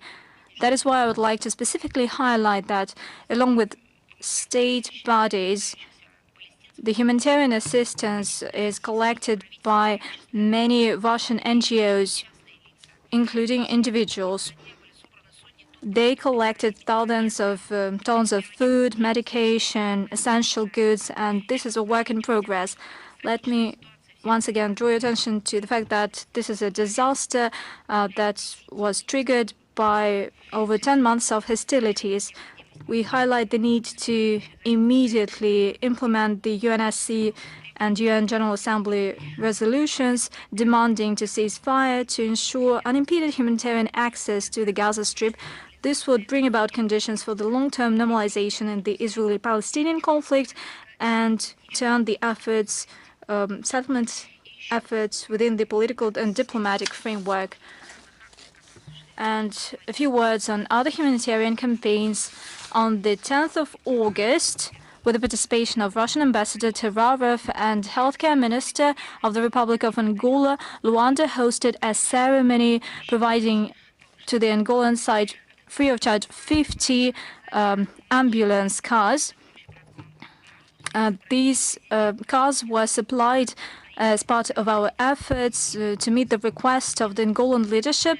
This was praised by the Angolan partnership at the level of leadership. It was widely praised. The free of charge provision of these cars to Angola is within the spirit of friendship, cooperation, and mutual support, which is characteristic for the ties between our peoples. And another humanitarian campaign on the 20th of August 2024, the special flight of Russian Emigrant delivered another batch of Russian humanitarian cargo to the city of Kandahar in southern Afghanistan. We're talking about 25,000 tons of wheat flour. This is within the framework of a special program of Rossotrodnichestvo, and the work on the humanitarian track will be followed up on. And an important, interesting event took place in Chelyabinsk. It opened the Center for Public Diplomacy of the SCO. We plan to organize business, cultural, and sporting events, and we will definitely share more detailed material in addition to the briefing. Another important public project, NGO Without Border, it is being carried out together with the Gorchikov Fund, the Institute of Social Creative Development, the Association of Volunteer Centers, the Agency of Social Information with the support of the Presidential Grant Fund. It's been up and running since 2023. It is aimed at leaders, managers, and activists of Russian and foreign NGOs that carry out international social activities. The goal of the program is to shape the NGO community that is interested in implementing projects in international cooperation, the portfolio of initiatives that have high chances to receive grants. At the first stage of the program in 2023, some 600 NGO representatives participated from 35 countries from various walks of life. We're talking about leaders of sporting and creative projects, social organizations, volunteer groups. 32 participants made it to the finals. They were invited to Moscow for in-person events. This year, as we develop the project, we plan to have targeted work with participants through mentorship, support of NGO representatives, and starting with the second stage of the project, we will work with the finalists. The program will allow us to test and to scale up the systemic approach to the targeted audience and to coordinate the activities of NGOs to fit it into the work on the external humanitarian front. We will provide the link to the program in the text of the current briefing. And another very important humanitarian and cultural dimension of our diplomatic efforts. Today there will be the inauguration of the photo exhibition, Architecture of Diplomacy, dedicated to 103rd anniversary of the main administration for service and diplomatic corps. The exhibition will showcase 32 photos talking about the history of the administration, as well as 22nd Moscow-listed buildings. For each of them, the historian, guide, and expert in Moscow, Vitaly Kalashnikov, recorded an audio guide. On the 24th of August, 1921, a document was signed on the establishment of the Central Bureau to Service Foreigners in Moscow. It was tasked to ensure all the necessary things to the diplomatic corps working in the capital. And this bureau had 38 mansions. The majority of them, up until now, have foreign embassies. Today, there are over 100 monuments, sites of architecture, namely masterpieces of renowned architects Shechtel, Kakushev, Valkot, as well as examples of neo-Baroque, neoclassicism, neo-Gothics, and the administration holds these invaluable cultural sites in due state, and it tries to familiarize everyone interested with the history and features of them. Today, the ceremony will be attended by Chief Architect Mr. Ochnev, and the exhibition will last till September the 8th. We invite everyone to attend this exhibition. Кстати говоря, одно мероприятие. One more event that is being organized by the administration of the Foreign Ministry. We are celebrating the 25th anniversary of the summer games in the Zavitov Recreation Complex. It will be attended by the accredited heads of diplomatic missions, the members of their families. There are 8 kinds of sports that are being awarded. It will be judged by representatives of the Russian sport movement, champions of the Olympics and other world championships. Mr. Fadin will open the games. The 3-time fencing champion, Mrs. Zakharova, the representative of Gosduma of the Federal Assembly, the Olympic champion, Mrs. Zhureva.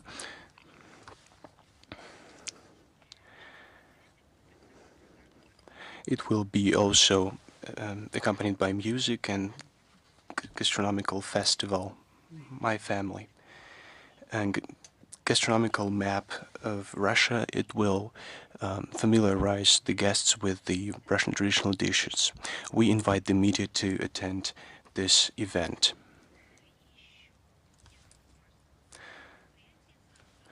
Tomorrow, on the 22nd of August, we are celebrating the day of the Russian state flag. On August 20th, 1994, a 1714 Act was adopted. The historic Russian tricolor flag was adopted. The goal was to educate the future generations to pay respect to state symbols. The end of quote. It was firstly mentioned back in 1668 when it was first hoisted on the first Russian ship Orel during the reign of Alexei Mikhailovich. And in 1693 it became the main official flag of the Peter the Great. Alexander the Great in April 1883 ordered that in those solemn occasions when it is recognized possible to allow the decoration of buildings with flags shall be used exclusively the Russian flag, consisting of 3 colors, upper white, middle blue, and lower red. In 1896, a special meeting was held at the Ministry of Justice. It was convened by Emperor Nicholas II. It was decided that the flag should be white, blue, red, and no other colors should be used.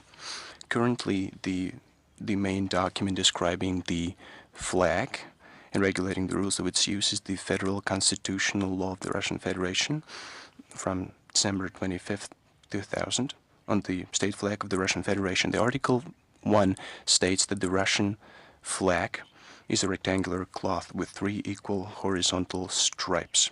The upper one shall be white, the middle one shall be blue, and the lower one shall be red. The ratio of the flag's width to its length is defined as 2:3. There is no official interpretation of the colors of the flag, but the most common is the following. White symbolizes purity and independence and peace. Blue symbolizes faith, loyalty, and justice, and it also reminds of the medal of the Virgin Mary, which is considered the symbol of Russia. Red is a symbol of courage, strength, and bravery. It serves as a reminder of our compatriots who gave their lives to protect our fatherland. Once again, let me reiterate, there is no official interpretation, or at least I'm not familiar with it, but there is a symbolic description of it. There is one important event from the 23rd August to the 1st August. A Spassky Tower festival will be held. It became one of the main events.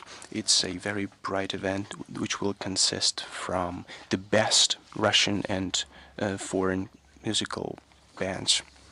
It will be held on the Red Square. It is a very beautiful event.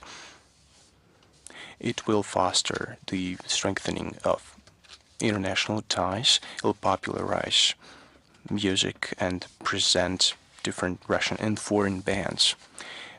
Belarus, Venezuela, Guinea, Egypt, China, Thailand, Turkey, and South Africa will will attend this festival.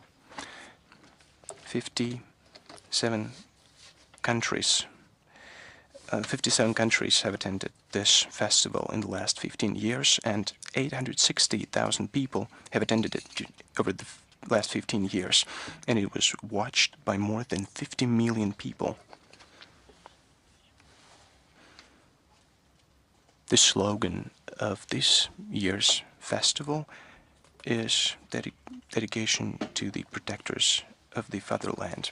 On the 24th of August, the 9th All-Russian festival will be held. It's a cinema night. This event is supported by the Ministry of Culture of Russia and the Cinema Fund. The operator of the action is Roskino, the successor of Sovexport Film, All Union Association, which will celebrate its 100th anniversary this year. The year's events will be held abroad for the first time on the basis of Russian foreign institutions. Russian embassies and representative offices of Rosstrudnичество and CIS will take part in the Night of Cinema. Armenia, Azerbaijan, Belarus, Kazakhstan, Kyrgyzstan, Moldova, Tajikistan, Turkmenistan, Uzbekistan, and also BRICS countries, Brazil, China, Egypt, Ethiopia, India, and Egypt. The program of the Night of Cinema will include screenings of novelties of national cinematography, and it'll allow to elevate this event to the world and present it to the wider world audiences. I hope that this event will be welcomed abroad with a great interest, and I'm ready to answer your questions.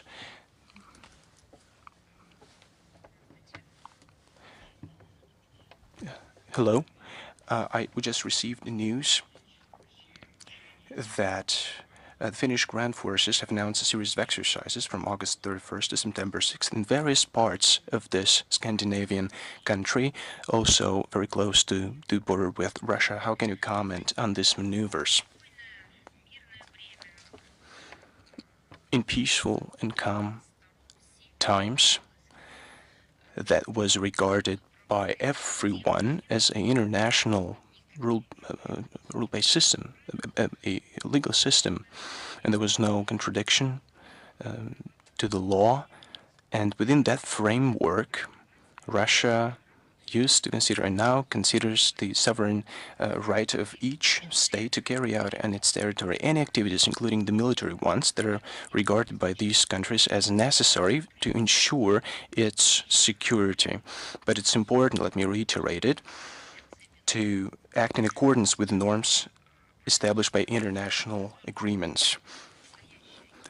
But now we are facing a hybrid war waged by the collective West, and we see that significant increase in military activity in Finland is taking place. We have repeatedly noted that foreign policy of Finnish leadership today is organized in line with the collective West and in inflicting a quote-unquote strategic defeat on Russia. We also heard recent statements by Finnish Prime Minister Petteri Orpo and Foreign Minister Elina Valtonen. They actually justify terrorist attacks of Ukrainian neo-Nazis on the Kursk region. And against this backdrop, we regard these maneuvers close to the border. Can you please comment on the decision of the Czech authorities regarding the rector of the Russian Orthodox suburb of Karlovy Vary, demanding that he leave the Czech Republic, as well as the statements of the foreign minister of the Czech Republic, Lipovsky, against the Russian Orthodox Church?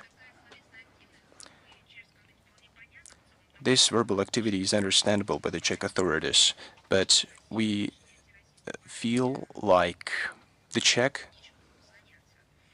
authorities would be bored if they didn't have to discuss us. As for the representative in Karlovy Vary, we see that they're just fighting against God.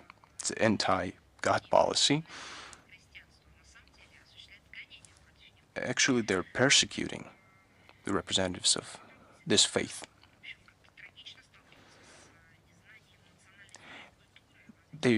It's really sad when they don't know their history, their culture, and the Russian Orthodox Church has greatly contributed into the development of the church in this country.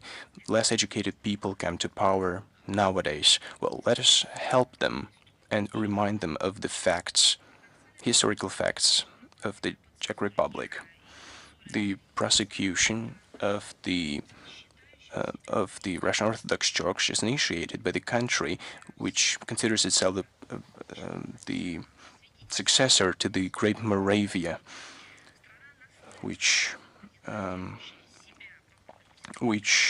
where the Saint Cyril and Methodius began the entire Slavic world. Now they're prosecuting the church. Well, we can regard it only in this way, but we see in whole how this liberal dictatorship, and in particular their followers, are committing these acts of aggression against world religions, including Christianity, and it's obvious in all its forms. Thank you very much. Do we have a representative of Izvestia here with us? Hello. You already touched upon this topic. Danish Foreign Minister Lars Løkke said that Ukraine could use Danish weapons to strike Russian territory. How does the Foreign Ministry evaluate these statements?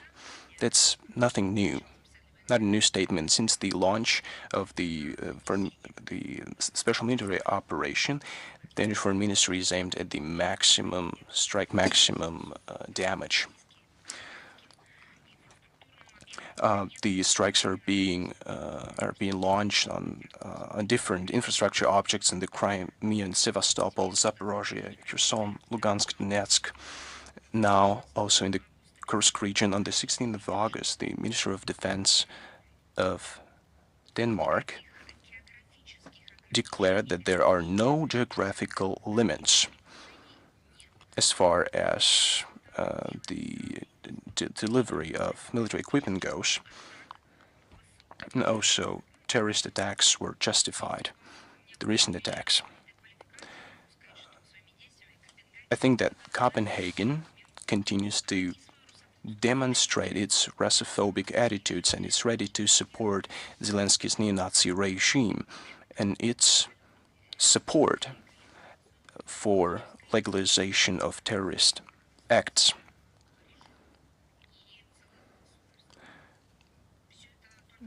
All this only reaffirms the importance of the special military operation, and we have repeatedly said that the goals of this operation will be reached. I have one more question. The British Prime Minister said recently that he is going to increase the military support for Kiev, and he's going to convince to transfer Storm Shadow missiles for use in the center of Russia. I have to understand why the Great Britain does everything to escalate the conflict further and to deteriorate the relations with Russia, and why some countries still remain neutral. London, together with the United States, have become the driver of the policy of deterrence, as they call it, and then the policy of inflicting a strategic, quote-unquote, defeat on Russia. London and Washington have launched different operations within NATO and on other platforms. They had different maneuvers called Russia, and British ships crossed our borders in 2021, even before the special military operation began. There was they were trying to combat our sovereign reserves. They also stole something that they didn't have any right to have. That's the ideology they have, and nobody was opposing such actions. It's a way for them to overcome different crises, both internal and external ones. The change of political elites didn't lead to the revision of the approach the British use against Russia. Ministry of Foreign Affairs. At our weekly briefing, we have both Russian and foreign correspondents. And we will start with the schedule of the Minister of Foreign Affairs of Russian Federation, Mr. Lavrov. On August 23rd, Minister of Foreign Affairs of Russian Federation will participate in the work of the 10th All-Russian Educational Forum Territory of Meetings, which, I'm reminding you, will take place at the Synej Management Lab in Solnechnogorsk, Moscow region, where he will address the young forum participants, address the priorities of the foreign policy of Russian Federation, steps to enhance cooperation with EAU, CSTO, CIS, SCO, and BRICS, perspectives of preserving the heritage of the World Youth Festival, and also answer the questions of the participants of the forum. So a very interesting heated discussion is expected. The 10th All Educational Forum serves as a platform for communication between highly motivated, talented young people from different countries ready to contribute to strengthening of direct contact between Russia and other countries. And we attach great importance to increasing contacts with the young generation, as well as instilling in them the high moral values.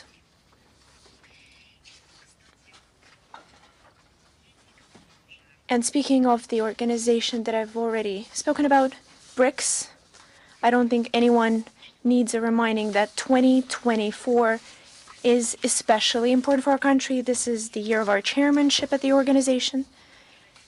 And this chairmanship is entering its decisive stage. Over 130 events of different levels have been conducted on all the areas of cooperation, politics and security, economics and finances, cultural and humanitarian contacts. Within the political bloc, there have been a lot of meetings. First of all, BRICS ministerial meeting in Nizhny Novgorod, which took place from June 10th to 11th. During the meeting, there was also an extended session with participation of representatives of the Global South and East states, as well as countries chairing regional organizations: Bangladesh, Bahrain, Belarus, Venezuela, Vietnam, Kazakhstan, Cuba, Laos, Mauritius, Thailand, Turkey, and Sri Lanka. Between the foreign ministries on July 12th in Moscow, there have been consultations of the heads of the Departments of Information and Press, where they welcome the perspectives of enhancing cooperation in order to popularize BRICS and strengthen its reputation. We're strengthening the coordination between the countries of the organization and international platform, first of all in the UN. And a very good example is the joint statement of the delegations of BRICS on the sidelines of the 6th UN Environment Assembly in Nairobi. An active work is being conducted in other areas. There have been sessions of the BRICS Council to combat money laundering and the financing of terrorism in April and June of this year. Anti-corruption working group of BRICS in April and June. The working group of BRICS on issues of security and the use of ICTs in April. Counter-terrorism working group on July 22nd to 24th. At the end of the meeting of the working group, they agreed on a position paper with the recommendations for the further development of specialized cooperation. In Vladivostok, from June 17th to the 18th, there has been an international inter-party BRICS and partner countries forum with the participation of representatives of political forces of countries of the organization and developing countries. On July 11th to 12th in St. Petersburg, there was the 10th Parliamentary Forum BRICS. In the extended sessions were attended by the representatives of the CIS Interparliamentary Assembly, as well as the chair of the Interparliamentary Council and Speaker of the National Council of Tanzania, Tulia Ackson. And the event showed the great interest and further strengthening of parliamentary cooperation in the organization. They signed the protocol to the Memorandum of Understanding on the BRICS Parliament Forum, as well as adopting a joint declaration. On the economic area, there has been a discussion of issues in supporting sustainable development. There have been a lot of meeting between the ministers of tourism, ministers of sport, ministers of environment, ministers of affairs of youth, ministers of economics and trade, ministers of industry, as well as the heads of the Supreme Courts, heads of the procurator services, heads of the space agencies, and the emergency services departments. As a follow-up for the decisions of the Johannesburg Summit of BRICS in 2023, there have been possibilities of enhancing cooperation in order to assess risks, raising the stakes in national currencies, as well as investment actions. During the meeting of the Committee of High Representatives of BRICS on Energetics in February and July this year, there have been discussions of prospective areas of cooperation in the area of energetics, energetic security, technological cooperation, as well as exchange of best practices. In early April, there have been the first session initiated by the Russian chairmanship of the Contact Group of BRICS on Climate and Sustainable Development, during which we reaffirmed our interest in creation proposed by the Russian side of the BRICS Climate Research Platform. At the meeting of the Ministers of Agriculture of the BRICS countries, which took place on June 28th, Russian initiative was proposed to our partners on creating a platform on selling grain, which is aimed at ensuring agricultural security of the countries of the organization and of the developing countries. We attach great importance on enhancing the partnership of BRICS in the healthcare area. On February 13th and March, there have been the first session of the Working Group of BRICS on Nuclear Medicine. On March 27th, the meeting of experts on launching the complex system of early warning of the risk of mass infectious diseases. On June 20th, 21st in St. Petersburg took place the first forum of nuclear medicine.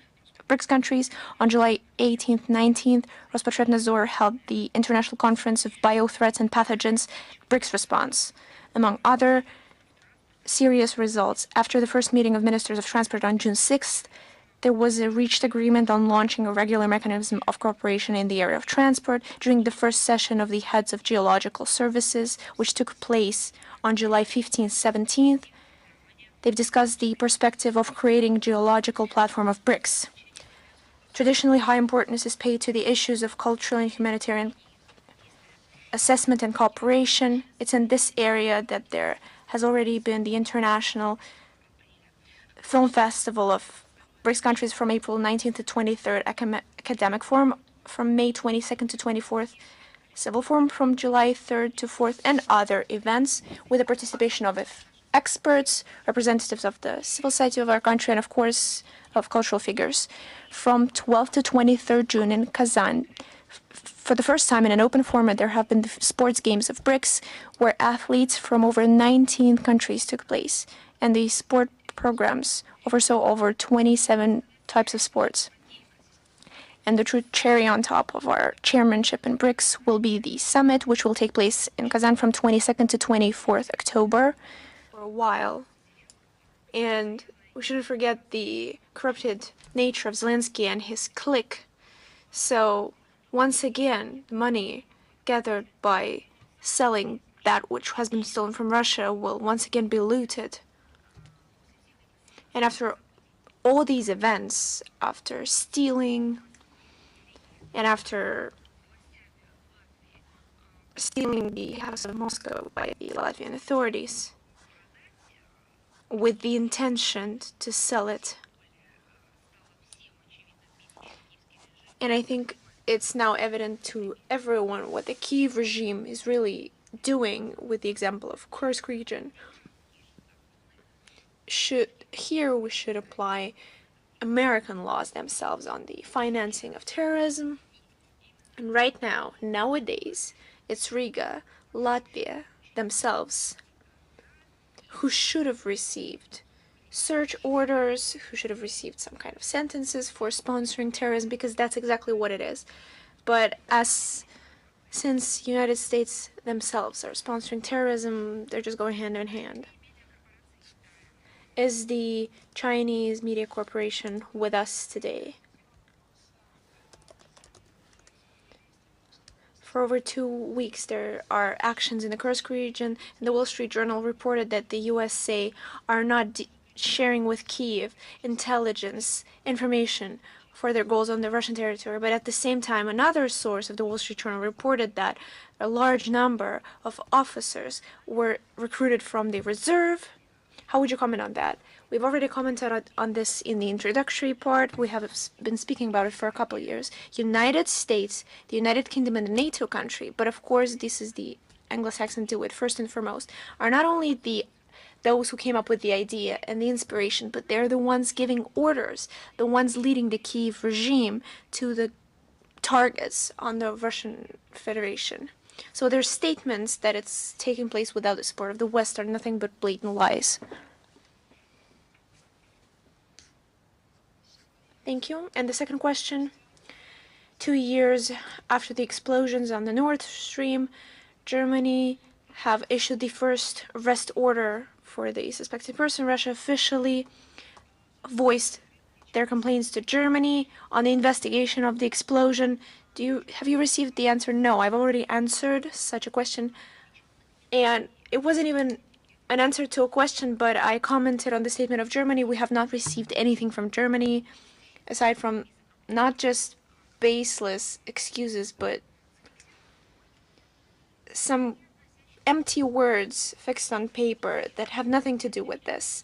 It's just an excuse that we are conducting an investigation, but also repeatedly, at length, speaking about the fact that Germany is supposed to provide information, but they haven't been doing it. We've spoken about it at the UN Security Council, and like I said, over the last 24 hours, it has been repeated again.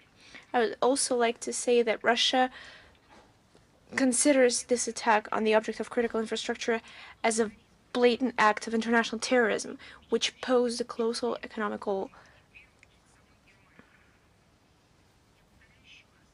danger and a lot of damage.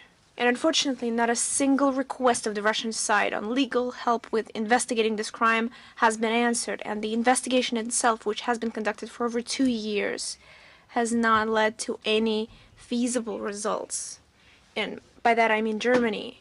And non-compliance of the Germany side of the demands of legal help and the lack of effective investigation of the terrorist act goes against the obligations of Germany that we've already referred to, and Germany has to comply with this.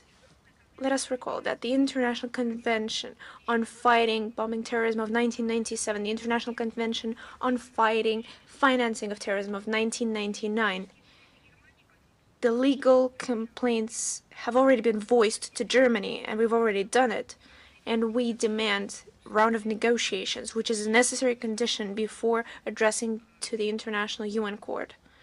And Berlin is trying to avoid these negotiations. As for recent publications of sending Germany to Poland demands on releasing Ukrainians who are accused of perpetrating this crime, Russian side hasn't been informed about these suspects, despite the fact that this information would be important for the investigation, especially by the Russian organs.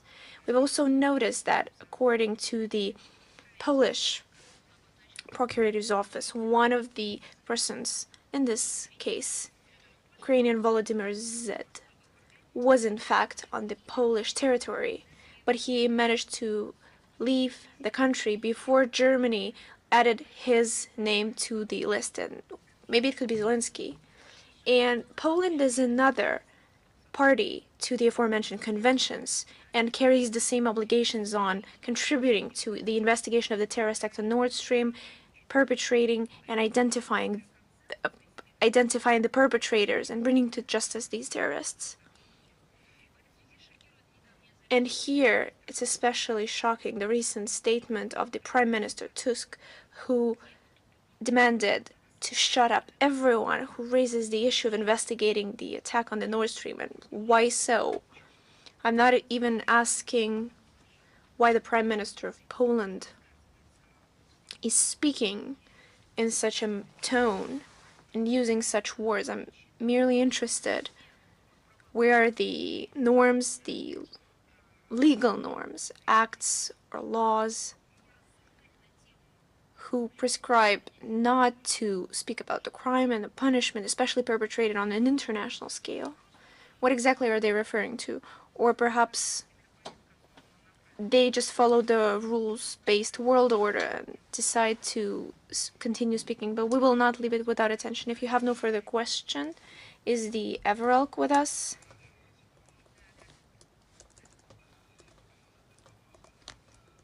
Good afternoon.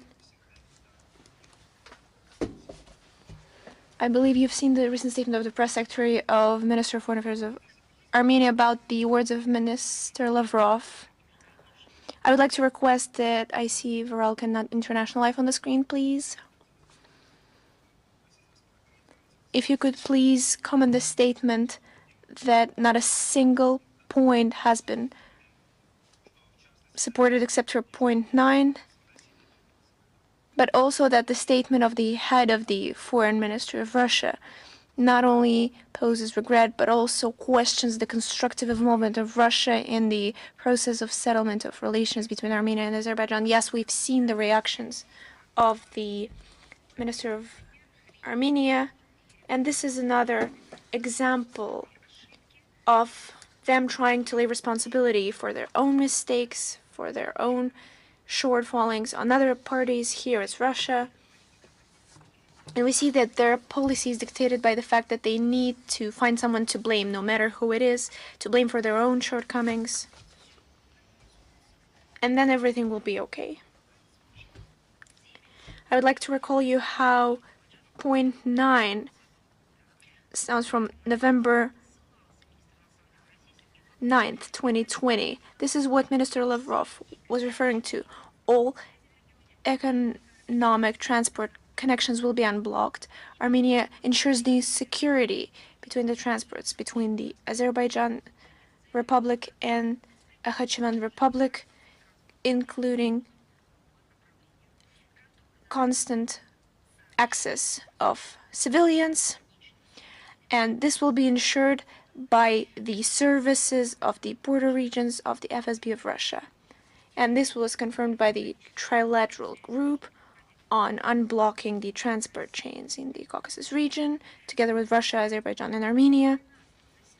There have been 12 sessions, and there haven't been much progress. And they've decided not to connect the railway connection with the auto connection. They've enshrined the sovereignty and responsibility of parties of routes going from the countries, and this was insisted by Yerevan themselves. So I hope that the statement that was posted, the statement that you've mentioned, that they have enough time to comment on that. We have regulated the transport control, but reaching any concrete agreement on the transport connections was hard, especially because Armenia was unwilling to agree. They stepped away from the principles. They've refused to accept the presence of Russians. They demanded that they not only stay present on the Armenian side, but also on the Azerbaijani side. And we still don't understand what they were referring to because I've just quoted the text of the agreement. So as for the point 9 of the trilateral agreement from November 11th, 2020, and I have to draw your attention, it was signed by the Prime Minister Pashinyan. Representatives of Armenia refused to organize the control of the trans-border services of FSB, and Armenia did not take any obligations as for the timeline of the negotiations. And then the Armenian authorities followed their new Western friends and practically freezed any kind of work in the trilateral group. So as for any practical results, as for unblocking communications and interests of Armenia, there were no results. Armenia once again follows the orders of the West, and instead of regulating transport connection with the neighbors in order to restore their own national economy, but also normalize the situation in the region as a whole.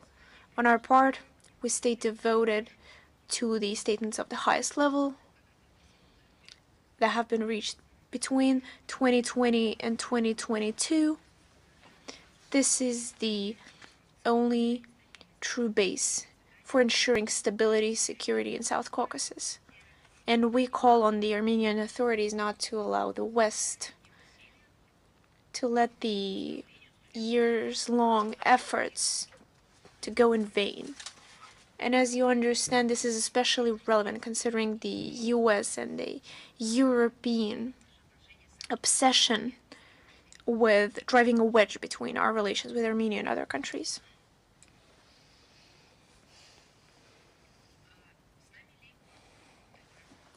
Is Baku TV with us today? Good afternoon, Madam Zakharova. Baku TV. My question has to do with the recent state visit of the President, Mr. Putin, here to Baku. As you know, one of the issues that was up for discussion was the settlement between Azerbaijan and Yemen in line with the trilateral agreements. Alas, on the same dates that Vladimir Putin was in Baku, Armenian tried to start a provocation, especially shellings in Nakhichevan direction. I'd like to hear a comment on that. Yes, presidents of Russia and Azerbaijan spoke at length about this issue of peaceful settlement between Baku and Yerevan during the visit of our president to Azerbaijan. And I believe that you're aware because they've also spoken about it at the press conference, and all our efforts are in spirit with the allied relations both with Baku and Yerevan because we're connected with historical and cultural relations between our countries, and we want to ensure stable security in the region. As for the escalating tensions on the border, we call on both Yerevan and Baku to be calm and to avoid any actions that could further escalate the situation. All the questions should be settled peacefully in a political and diplomatic channel. Thank you. Is news.ru with us? Hello, Madam Zakharova. News.ru, Mihail Rosen. We have 3 questions today. The question has to do with the previous one. Does Moscow have any plans to activize their mediating efforts in the Armenian-Azerbaijan settlement after the visit of President of Russia, Vladimir Putin, to Baku? The Russian leader has confirmed that he would be glad to help with the signature of peaceful agreement between Baku and Yerevan. I believe it's obvious that the conclusion of the peaceful agreement is the main condition of peaceful regulation, peaceful relations in the South Caucasus as a whole, and unwaveringly our country at every level spoke that we have high interest in this happening as soon as possible, and we're doing everything we can on a practical scale, and our readiness to continue to mediate the Armenian and Azerbaijani partners was confirmed by President personally in the aforementioned press conference, and the President has also spoken about his intention to speak with Prime Minister of Armenia after the visit of Azerbaijan, and we still are ready to help the sides on all these sides of the trilateral agreements at the highest level of 2020-2022.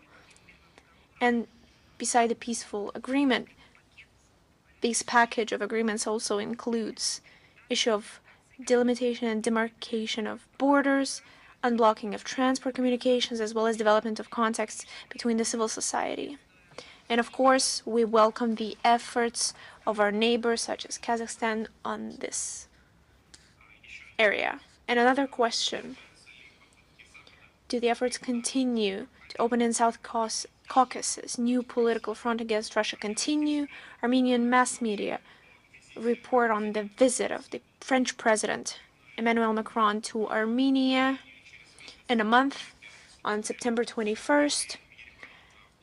Meanwhile, Yerevan once again refuses to take part in the new trainings of CSTO. The so-called Russophobic efforts of the West are not going anywhere, We've already spoken with clear examples of the destructive action of the Westerners in the region, and we've spoken at length. We gave an extensive answer at the briefing on July 18th, and this is the same paradigm that they will follow during the visit of President Macron to Armenia. As for participation of Armenia in the CSTO events, the doors for the Republic to return, or maybe we should use another word for it. I don't know what kind of word we should use here. Let's say to the full-fledged return of the Republic. The doors are open because ultimately there are alternatives of STO, and Russia as a guarantee for stability simply doesn't exist. That's been proven by centuries. It is appreciated by the Armenian people, and it is recorded in the Armenian history. That is not to be rewritten despite all these pseudo textbooks. Another question: what is Moscow's take on the Azerbaijan decision to file a bid to join BRICS? That's what I started my briefing with. I took stock of Russia's chairship within BRICS, the pinnacle of which is BRICS summit in Kazan. I also answered the question in a comprehensive way on how we treat this issue, and there's not the position of our country alone, but of the whole BRICS family regarding our take to many applications, bids, and voices in favor of joining or interacting with BRICS in one way or another. That's how I started my briefing. I would not repeat. Thank you. Thank you. Rudov, it's been a while since we last saw you. I'm with you from Kurdistan, Iraq, from Rudov Media Network. I have questions in regard of the normalization attempts by Turkish and Syrian authorities in regard of normalizing the relations. My first question is, I have 5 questions, and my first one is, how do you see the current attempts by Turkey and Syrian officials for normalizing their relations? You know, as we see it, Turkey and Syria see rebuilding interstate relations as one of the primary tasks, and the messages that they are ready to do that are sent from both capitals, including at the highest level. From our part, we also believe that bringing relations back on track between Ankara and Damascus is extremely important to advance a comprehensive Syrian settlement and strengthening regional security. Let me remind you that in 2023, Moscow organized a whole range of meetings within the trilateral format, including Russia, Iran, Syria, and Turkey, including at the level of foreign ministers and their deputies, defense ministers, and heads of security services. As we see it, a very good framework was set in place for the development of dialogue, leading to the discussion of the whole range of issues to improving Turkey-Syria relations at the high and summit levels. We seek to further closely coordinate for the benefit of rebuilding interstate relations between Ankara and Damascus, primarily with the participants of the Astana format that proved itself to be efficient and relevant more than once. In 2024, have you been involving in those attempts for normalizing the relations? I mean, in 2024. As I've already said, in our country, in Moscow, we had a range of events attended by Turkey and Syria. It gives them an opportunity to have contacts indirectly in the framework of the multilateral forum, and among other things, we support dialogue between the two capitals, and basically we contribute to normalizing relations between the two countries. Really appreciating your answers, and you answered 2 other of my questions from what you said. My last question is, do you have any demands or any suggestions for those 2 countries in the way that they try to normalize their relations?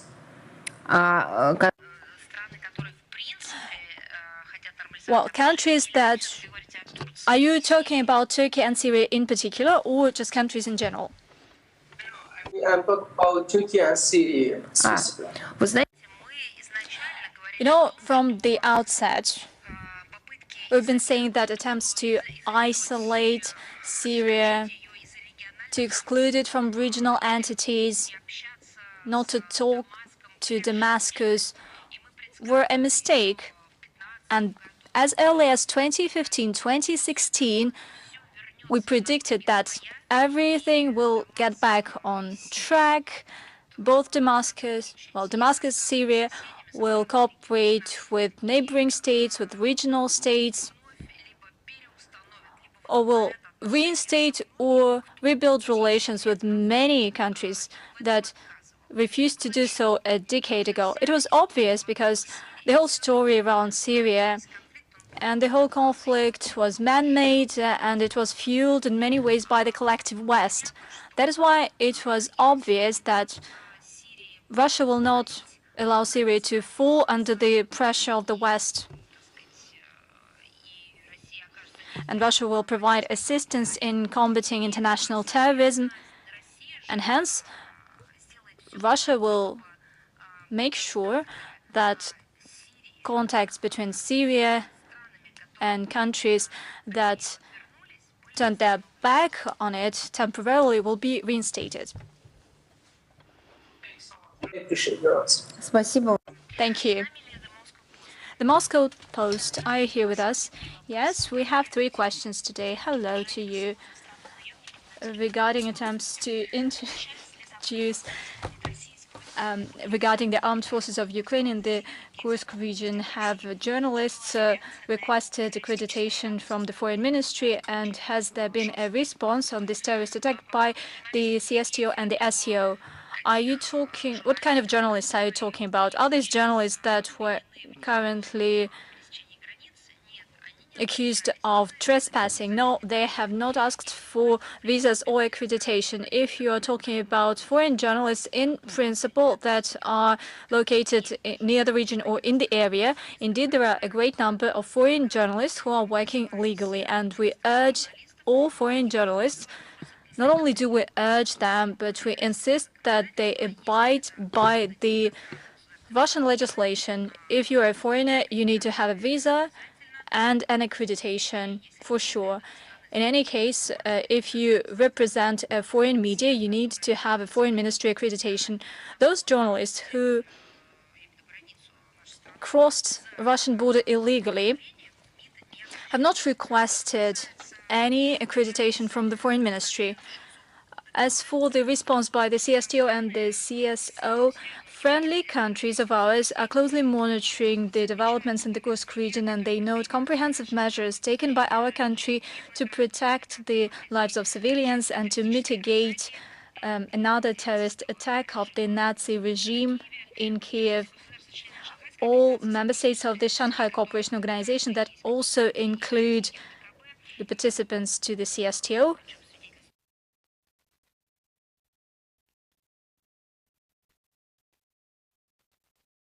Ministry of Foreign Affairs. At our weekly briefing, we have both Russian and foreign correspondents, and we will start with the schedule of the Minister of Foreign Affairs of Russian Federation.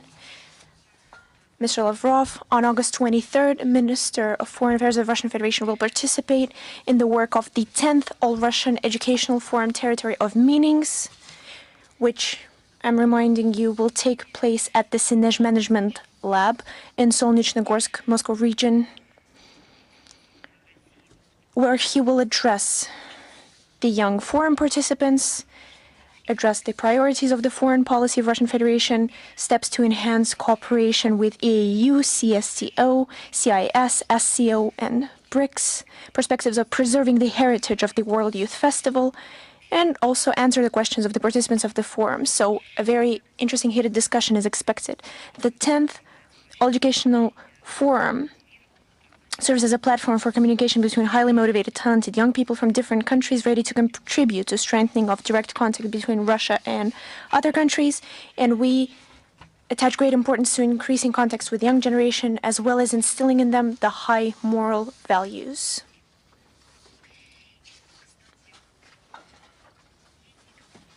And speaking of the organization that I've already spoken about, BRICS, I don't think anyone needs a reminding that 2024 is especially important for our country. This is the year of our chairmanship at the organization. And this chairmanship is entering its decisive stage. Over 130 events of different levels have been conducted on all the areas of cooperation, politics and security, economics and finances, cultural and humanitarian contacts. Within the political bloc, there have been a lot of meetings. First of all, BRICS ministerial meeting in Nizhny Novgorod, which took place from June 10th to 11th. During the meeting, there was also an extended session with participation of representatives of the Global South and East states, as well as countries chairing regional organizations: Bangladesh, Bahrain, Belarus, Venezuela, Vietnam, Kazakhstan, Cuba, Laos, Mauritius, Thailand, Turkey, and Sri Lanka. Between the foreign ministries on July 12th in Moscow, there have been consultations of the heads of the Departments of Information and Press, where they welcome the perspectives of enhancing cooperation in order to popularize BRICS and strengthen its reputation. We're strengthening the coordination between the countries of the organization and international platform, first of all in the UN. And a very good example is the joint statement of the delegations of BRICS on the sidelines of the 6th UN Environment Assembly in Nairobi. An active work is being conducted in other areas. There have been sessions of the BRICS Council to combat money laundering and the financing of terrorism in April and June of this year. Anti-corruption working group of BRICS in April and June. The working group of BRICS on issues of security and the use of ICTs in April. Counter-terrorism working group on July 22nd to 24th. At the end of the meeting of the working group, they agreed on a position paper with the recommendations for the further development of specialized cooperation. In Vladivostok, from June 17th to the 18th, there has been an international inter-party BRICS and partner countries forum with the participation of representatives of political forces of countries of the organization and developing countries. On July 11th to 12th in St. Petersburg, there was the 10th Parliamentary Forum BRICS. In the extended sessions were attended by the representatives of the CIS Interparliamentary Assembly, as well as the chair of the Interparliamentary Council and Speaker of the National Council of Tanzania, Tulia Ackson.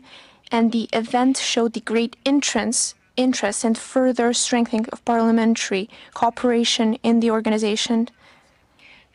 They signed the protocol to the Memorandum of Understanding on the BRICS Parliament Forum, as well as adopting a joint declaration. On the economic area, there has been a discussion of issues in supporting sustainable development. There have been a lot of meeting between the ministers of tourism, ministers of sport, ministers of environment, ministers of affairs of youth, ministers of economics and trade, ministers of industry, as well as the heads of the Supreme Courts, heads of the procurator services, heads of the space agencies, and